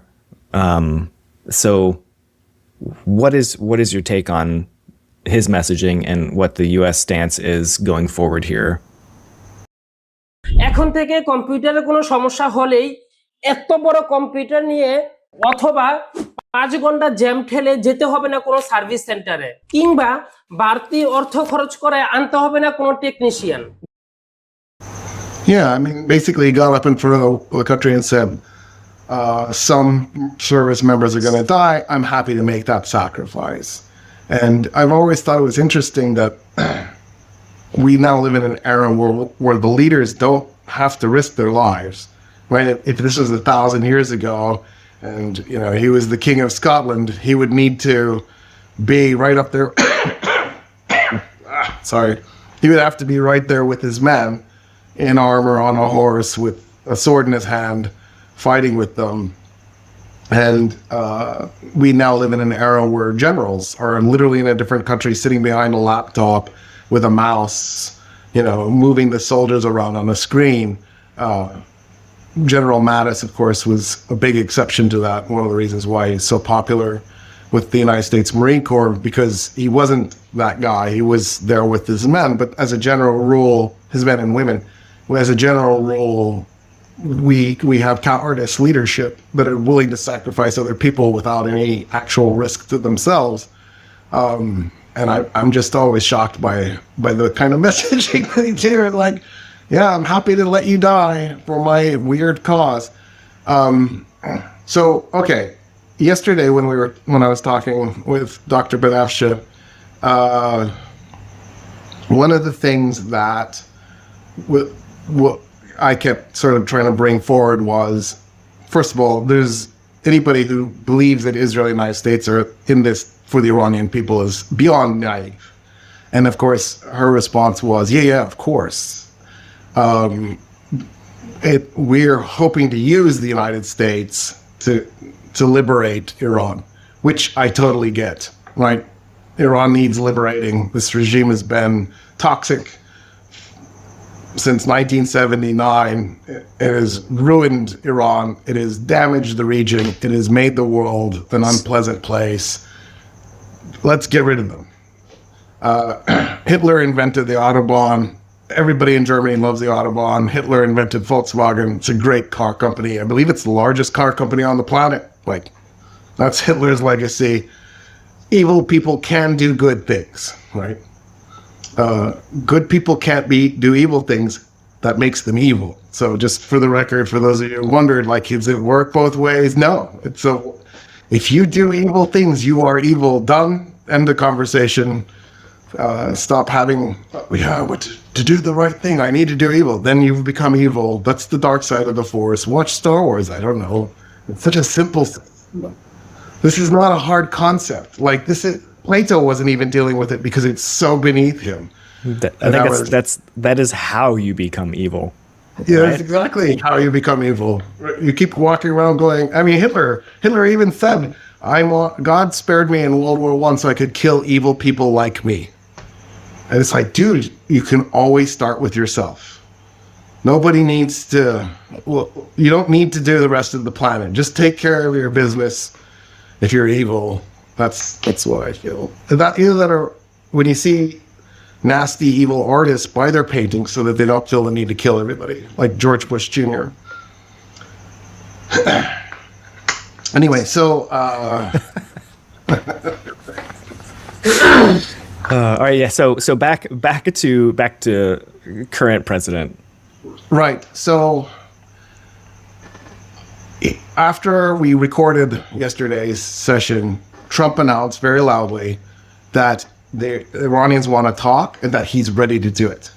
So today, the Iranian government said, no, we never did that.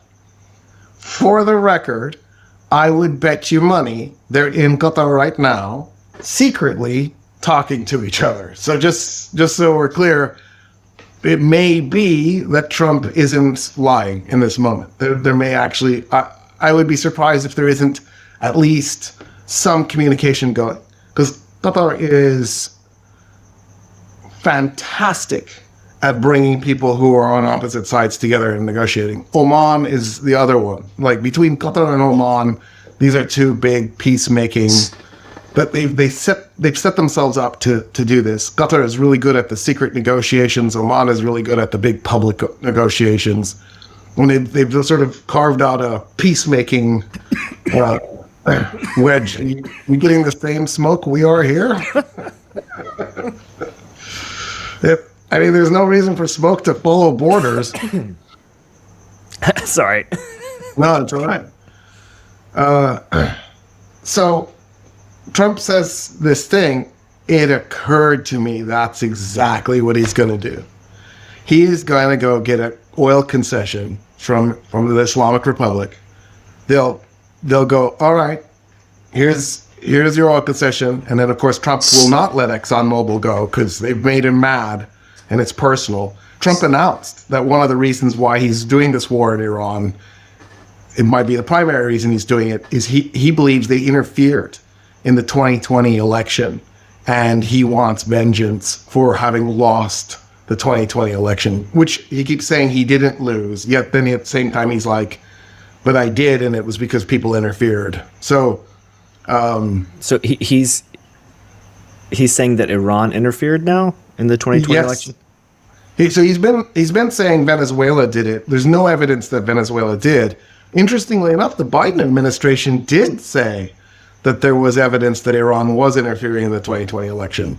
So there's actually mainstream acknowledgement that in fact there was election interference. As far as I know, there's zero evidence that Iran successfully did anything. So there was an attempt by Iran to interfere, but as far as I know, that there was no successful anything. In the case of Venezuela, there's zero evidence that Venezuela even attempted to interfere in the 2020 election. So obviously there's zero evidence that they succeeded, since there's no evidence they even attempted to. For the record, a bunch of countries intervened in the 2016 election, and I'm sure some of them are starting to regret their stupid decision to intervene in that election. But you know, what's the lesson? Wisdom is recognizing you've made a mistake again. So I guess am I hearing aircraft? What am I hearing? It's a helicopter. Okay. We've been having jets fly over and helicopters fly over, and I gotta tell you, they're reassuring. I love what the UAE has been able to pull off. I think we've been hit by, I don't know if I already said this, but over 600 combined drone and missile attacks have come this way. And you can go onto the official news source and see how many have hit and how many have missed. But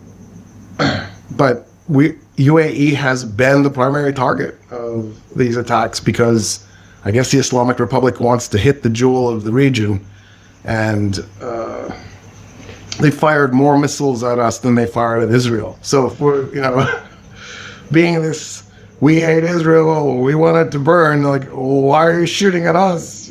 The UAE has told the United States it can't use the airspace and can't use its bases. So, the UAE is very clear that it didn't want this war to begin with, and yet somehow it's become a target. But from what I can tell, the UAE has really been glorious in its management of this event so far. So I'm proud of UAE service members and the government. That's a jet now going on. Yeah, I can hear that. Well, it's reassuring that from what I've read as well, they've really responded almost completely. I don't think really anything is. We've heard some debris fallen and hit different areas, but better debris than missile strikes or drone strikes that have succeeded in reaching their target. Jumping back to Trump real quick, there's part of him that I think you're absolutely right. There's the businessman part of him who wants this to be transactional, and he wants to get what's his or whatever he thinks is his out of it. But he also seems like he is maybe enjoying this just from some of the things that he's said. He's like, we're beating the crap out of him. The biggest wave has yet to come. Like, he seems like he wants this to go on a little bit longer, just because it has been very successful in getting Epstein out of the news. It seems like he's successfully able to spin this for some of his base. So which part of Trump's ego do you think will win out here? Or not ego, his ego, or the business side of him, or the this is fun part of him? Yeah. That's the problem with Trump. You can't tell. So, Putin has an objective. It's to make Russia great again. There's some predictability there. He's going to make the best decision for the People's Republic of China, right? These are the things. There's predictability in the system. Merz is going to take every opportunity he can to work with the neo-Nazis and put egg on his face because he's a foolish chancellor.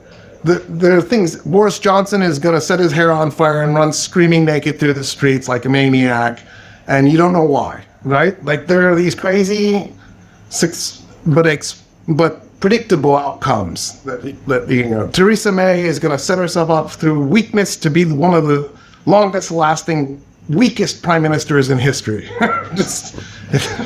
Because every time she would get in trouble, she'd go to the Conservatives and go, "I could fall any minute." She weaponized her weakness, and they'd be like, no. They prop her up as best as they could. And this is the most brilliant weakness tactic I've ever seen. She went down in a wall of flames, but there was a predictability in it. In the case of Trump, there's no predictability. You don't really know what he's going to do next. You can guess, which is what I'm doing, by saying I think he's going to get a concession out of the Iranians. The reason I'm saying this is because that's been his modus operandi, right? If you look at the high stakes gambles he's taken, he usually does something crazy and then backs away from it really quickly. He's the 10% guy. He does 10% of the project and then runs away and leaves the other 90% undone. But he'll get something out of it, maybe, sometimes. Whether it's a PR stunt, distracting the public, making himself feel good. Maybe he likes adrenaline like I do. Whatever it is, he's a narcissist, obviously, so he wants constant attention and adoration. If you challenge him, he calls you stupid and piggy and fat because he has no manners. And he hates women. He's like the biggest misogynist the world has ever seen. It's insane. And for some reason, people look at him and go, "Yeah, he's the guy. This is the guy." In the end, he's got a few things pulling on. Israel. Now Saudi Arabia is beating its chest, so it looks like the Saudis are interested in jumping into this war. They're at least hinting at the possibility. He has his own advisors who, they all have 2-digit IQs, so who knows what kind of stupid information they're feeding this guy. They're sycophants, so their goal is just to make him happy. They're never going to actually give him the kind of information he needs, which is, the stuff that challenges his beliefs. He doesn't know anything about the world. Like, in the lead up to this, they were saying, we're going to go negotiate with Iran in Amman. And I think they meant Oman, but they didn't know there's an Amman, Jordan, and then there's a country called the Sultanate of Oman. And the fact that they didn't know the difference was like, remember when in 2016 and 2016, Giuliani ends up going to the Four Seasons to do an announcement because he's going to, and it's the Four Seasons Garden Center, and they're standing in the dirt, and in front of this garage. Yeah. Like, what the hell? And whoever arranged it didn't know the difference between the Four Seasons Hotel and the Four Seasons Garden Center. And that's what this is, right? There's a group of guys who don't know the difference between these really critically important things. Like, I wouldn't be surprised if they keep messing up Iran and Iraq and confusing the two. So when I try to predict, I'm looking at chaos. I'm looking at a tornado and trying to say, this is where the cow is going to land, and that's where the car is going to land. And nobody can really predict that at this point. Having said that, we can look at the pattern. So what did he do with Venezuela? He decapitated the government, put in the vice president. It's the same exact government. There's no change. The vice president has probably 10 IQ points on Maduro, so she's a smarter tyrant. And then he said, we're getting the oil. Now, whether or not she delivers the oil, that's up in the air, right? I don't know that she will. She might. And she might just do it to appease him. But that kind of event makes me think, that's what he's looking for here. He's looking for the deal. He wants the bargain. And if I was the Islamic Republic of Iran, that's basically had my oil supply cut off to the whole world, I would be willing to make a deal with the United States where Trump gets to beat his chest and say, we won, we made this great change, and get that oil flowing again, even if it's an American company that's coming in there and pumping it out, because Iran needs the revenue. Iran has been selling China and Russia discounted oil for how many years now? Russia doesn't need it. Russia funnels it and sells it like they've become a middleman. They were doing the same thing for Venezuelan oil. But China needs it and India needs it, right? There are plenty of buyers that need this. It's just discounted oil is not great for Iran because they're cut off from the world because of the United States' sanctions. So at the end of the day, this is the perfect opportunity for Trump to go in there and make that transaction and walk away. And if he does, it'll be a catastrophe because it means that Iran won't have had a meaningful change. It was window dressing at best. We blew up a bunch of infrastructure, which took a country whose economy was already in shambles, and now they're going to have to rebuild that stuff. It's killed, over 100 schoolgirls. I don't know how many other people. 300, I think, is the death toll right now. Those are lives we're never getting back, right? You can rebuild a building, but you can't bring back a life. And you've destabilized the region economically. When the United States attacked Iraq in 2003, it took out $10 trillion from the global economy. That war didn't just cost the United States $3 or $4 trillion that it added in debt so that future generations can pay, because the boomers are children who have figured out that they don't have to be responsible for their own debt and have passed it on to the X generation and the millennials and the Gen Z and Alpha. They cut their taxes and ran up a massive debt, and they're retiring and dying off laughing because they partied like it was 1999 and they did nothing about global warming. And they elected a maniac who is causing random wars and is taking out world leaders and has broken the international legal system. For what purpose? Like, what is the end goal? And if it was Putin, I would tell you what the end goal was. If it was Xi, I know what the end goal is.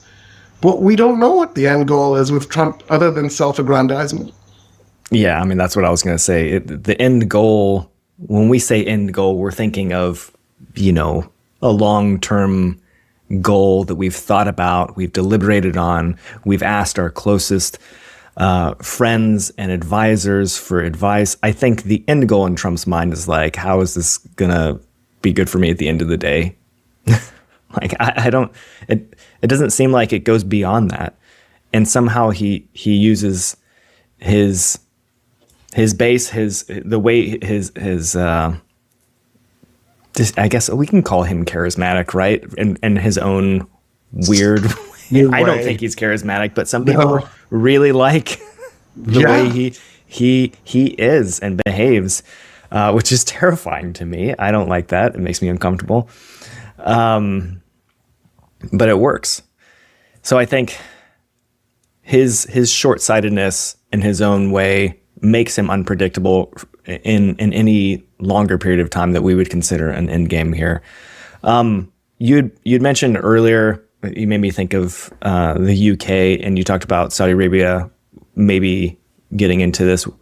What is escalation starting to look like here? Because the UK is now allowing the US to operate out of its bases, and Saudi Arabia has been hit by Iran. So what do you think that signal? Oh, and Cyprus was hit by Iran, so Europe has now been a target. What do you think is going to happen? Yeah, I don't know. Lebanon was also Hezbollah jumped in, and now Israel has bombed Lebanon. Yeah, that's right. I think it was 50 people have already died in Lebanon at the hands of the Israelis. So one of the tragic things in all of this is there's actually a portion of the population of the world that now thinks Netanyahu is a hero because he's fighting Iran. And what they'll say is, oh my God, Iran just murdered 35,000 of its people. How many Palestinians did Israel just slaughter? So genocidal evil guy attacked genocidal evil guy. Like how is it in people's brains that one is going to be good and one is bad? They're both bad. I mean, I don't understand why people can't just go, oh my God, one is good. I feel like our brains are too small to understand that you don't have to have a good guy. It could just be a bunch of evil bastards. Anyway, so evil bastard Israel is now blasting Lebanon again. When I was there in the summer, they were blasting Lebanon. They just can't wait to kill Lebanese. Israel has occupied a portion of Syria. Israel is still slaughtering the Palestinians, like this ongoing, nonstop genocidal state that the world community refuses to hold accountable, that Germany shields because it feels guilty about what it did, which is ironic because Germany's solution to the genocide that it committed is to let somebody else commit genocide. Like, oh, that's a bad moral ground position to be taking, German. I am poor German, and I am ashamed of Germany's behavior, both then and now. It's infuriating. So, in any case, that's Iran's goal, is to escalate, to draw other countries in. But it's also, I think, Israel's goal. They would love to see this turn into a situation where Saudi Arabia was on its side, blasting missiles into Iran. The irony is I don't think Israel and Saudi Arabia have fully grasped just how random and unpredictable Trump is. If I'm right, and they continue to escalate and more countries get dragged into this, and then Trump goes, I've won, and walks away, he leaves the regional powers with the basket. And one of the things that could be part of this is that suddenly Saudi Arabia is in a war with Iran and the United States is pulled out. And what does that look like? Like, how does Saudi Arabia navigate out of that? I really think the GCC needs to rethink its alliance with the United States. It's time to start wondering if there's a better way to do this. Like, I would start talking to China, and I would be talking to India, Pakistan, Turkey, I don't know, Senegal would make a better ally than the United States at this point. Make that a regional alliance system. Throw in Kenya and Tanzania. I don't know, but what the current situation is now is the United States is just going to keep causing all this chaos, and there's going to be no positive outcome on the other side. The United States has become a rogue state. The United States and Russia have become rogue states. Anyway, this thing is increasing in complexity as more and more people get involved, and that's where the danger is. At some point, somebody's going to make a mistake. We've already seen mistakes. Kuwait accidentally shot down 3 U.S. fighter jets. If you don't like friendly fire, don't do war. I mean, that's going to happen. Like, you can't be mad at Kuwait. They were using our defense system and they shot down our airplanes. Like, fortunately, nobody was killed in the event. So now we can laugh, right? Because if somebody had been killed, it'd be hard to laugh. But at the end of the day, we're going to start to see more and more mistakes made. At some point, somebody's going to make a mistake that's hard to come back from. So my hope is, if Trump isn't going to finish the job, which all indications are that he won't, that he ends it quickly, that we have another 12-day war, right? He didn't finish the job last year. Well, why would he finish it this year? I mean, we did this already. We did it last year, 8 months ago. For those of you that have amnesia and don't remember anything. I think if this feels slightly different in that, we had our bombers go over and strike, I get what we were told as refining or nuclear material refining facilities. And then it was kind of a standoff, but this feels like more people are involved, more back and forth is happening.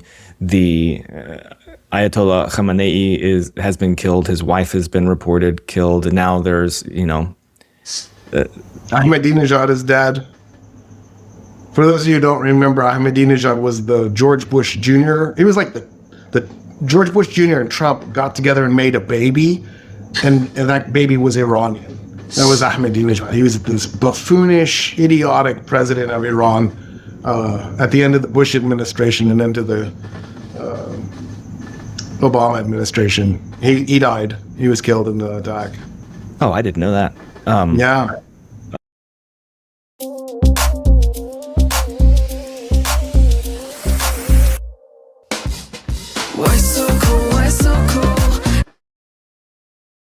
Well, Good riddance, but still. Yeah. Like, oh my. So this feels different, and that there's more. It just seems broader and continuous, and it just keeps ramping up.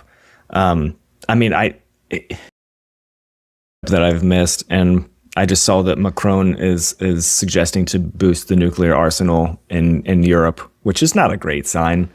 No, Germany apparently has said that they want to have a pan European nuclear arsenal, and of course, France already has nuclear weapons.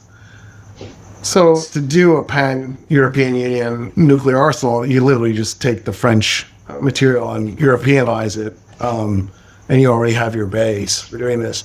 I think the European Union has realized that the United States is no longer a viable ally.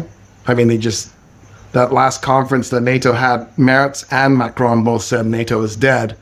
You're in trouble when the Federal Republic of Germany and the Republic of France are both saying NATO is dead. So yeah, I would definitely want to get the nuke. I would remilitarize. I actually think this could be good for Europe. I think adrenaline is a really useful thing to have in your body, and I think Europe has been, suffering from affluenza for a little too long. So this might kind of be the exact kind of boost Europe could use to jumpstart it. But the fact that it took so long for the Europeans to realize that the United States was no longer a viable ally, I think that's the fail on Europe's part. Like, they should have been figuring this out in the first Trump administration, and they should have been using the Biden administration to prepare for the second Trump administration. And the fact that we're 1 year in, and they're just now getting around to, whoa, just baffles my mind. I mean, Germany has been preparing, obviously, but I don't think the European Union as a whole has been. And I think there are European states that are going to have to make some serious decisions. Hungary is one of them.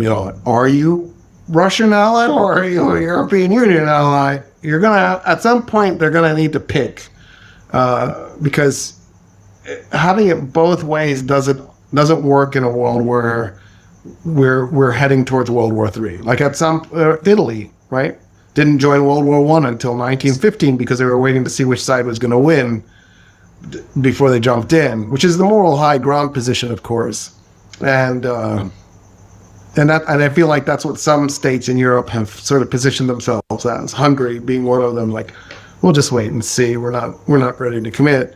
But that's a weakness for the European Union as long as that's the case. At some point, that's why Brexit was so good. Getting England out, not Scotland, but getting England out of the European Union is the only way the European Union is going to work. So this is good. I'm not sad about that at all. I actually think more nuclear proliferation is the way to go. The future to stop the United States from attacking you. Like, I would hand out nukes to everybody. Just like, the fact that the Saudis are working on a nuke is genius. If I was Japan, I would get the nuke tomorrow. If Japan doesn't already have the ability to have the nuke, I think that would be foolish on Japan's part. South Korea, get the nuke. You don't have to detonate it on the surface. You don't have to let the world know you have it. Just have it. Keep people guessing. I don't know if that's hopeful or terrifying. I have zero hope. I think probably, I was thinking about this, our great-great-grandchildren won't know who our names. Like, they won't remember who we were. But it's not just because our great-great-grandchildren, it's so far down the road that they've lost it. It's because, in a world where there's no electricity and there's no mass communication and no way to store information on computers, it's going to, oral traditions are the 100,000 humans that are still alive. They'll be focused on oral traditions and looking up at these giant empty skyscrapers covered in plants and animals, thinking, what crazy civilization built this? I wish I was a part of it. It must have been fascinating. And then at some point down the road, somebody will figure out how to access the archives and they'll realize how stupid humans were in 2026. And they'll be like, oh my God, how did we get here? I just don't understand how we're on this path. It's just baffling to me. Like, yeah, if you read, can you imagine, 100, 200 years from now being our descendants and finding those archives and thinking we had such great potential. Look at what you were able to create. Why would you end it in this idiotic way?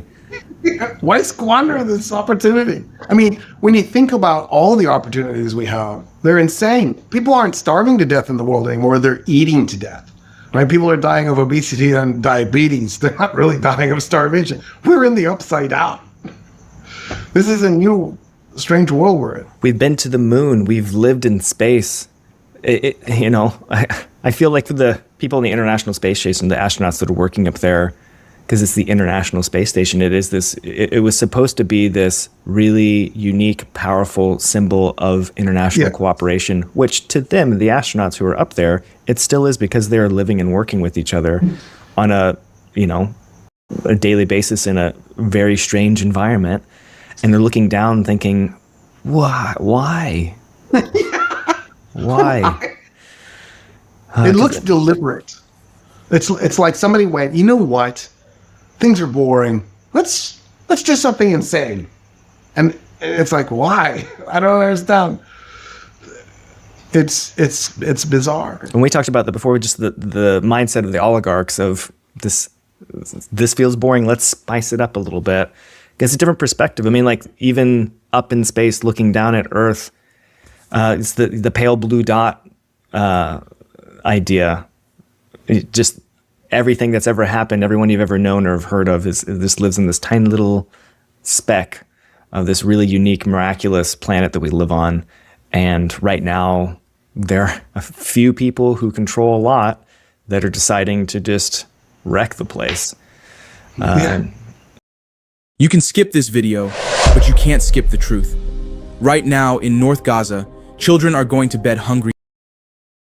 So, it doesn't sound super hopeful, but I feel like the majority of people... And the reality is you don't know enough to have that kind of an opinion to begin with. Like, the vitriol that people will heap on one nation state or one state or one particular government sometimes just blows my mind. I'm like, oh my God, where is this coming from? Like, what is your information source? You know that you need to discern the difference between propaganda and lies and what that state is doing. The reality is there probably aren't many actors on the planet. There are angels, right? Like maybe Finland trying to be angelic. I don't know. Once we talk to the Sami and see how the Sami are treated in Finland, maybe we can have a better idea. But like even states that I think most people think of as pretty good, Sweden, it has a nasty edge to it. The current government is working with the neo-Nazis to pass legislation. There's a minority government using the neo-Nazis to get the votes they need to get stuff passed.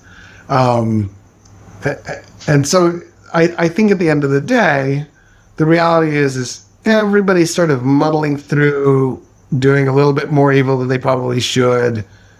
And there are these like weird conspiracy theories that pop up and people are like, oh my God, no, those guys are nasty and they're evil and I hate them and I won't have anything to do with them. And then there's this other group. And the reality is if you're not committing genocide, you're probably just as big a jerk as the next guy.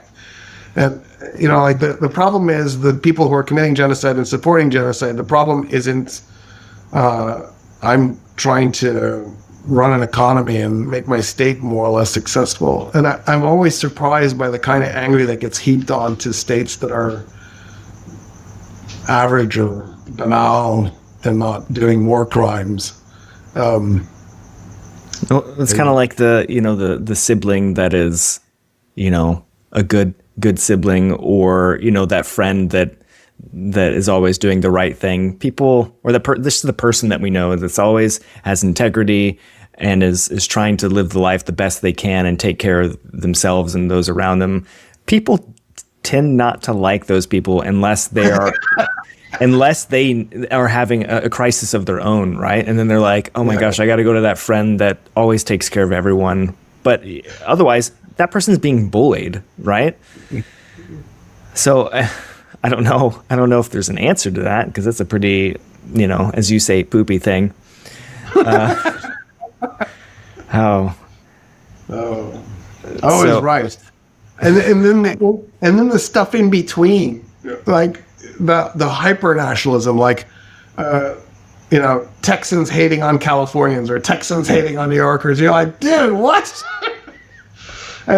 Just chill. I don't know. We brought it to like a super local, hyper local intensity. I don't know what it is in Texas. Austin hating on Dallas. Well, not even just that, but like I remember in high schools you have pep rallies, so it's like we have this like school school pride is what we call it. Yeah. Like our school is better than our, because football is really big in Texas, North American football. Like we start to create this animosity towards this other school, like teenagers.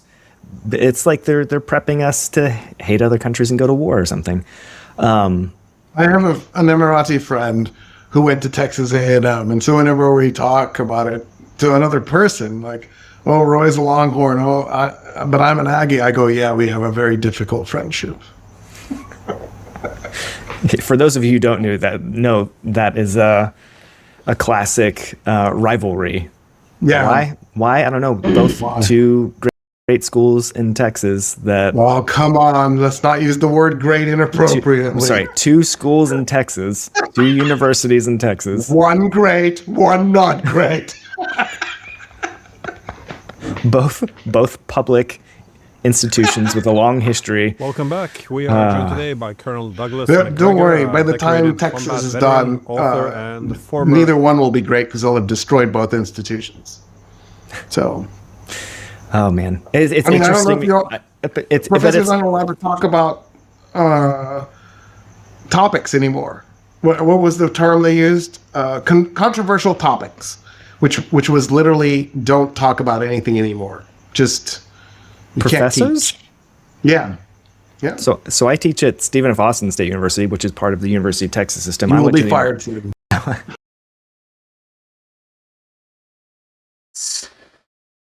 ওকে, যদি live এখন শেষ করি, যদি আবার কিছু দেখানোর হয় তাহলে আবার লাইভে আসবো।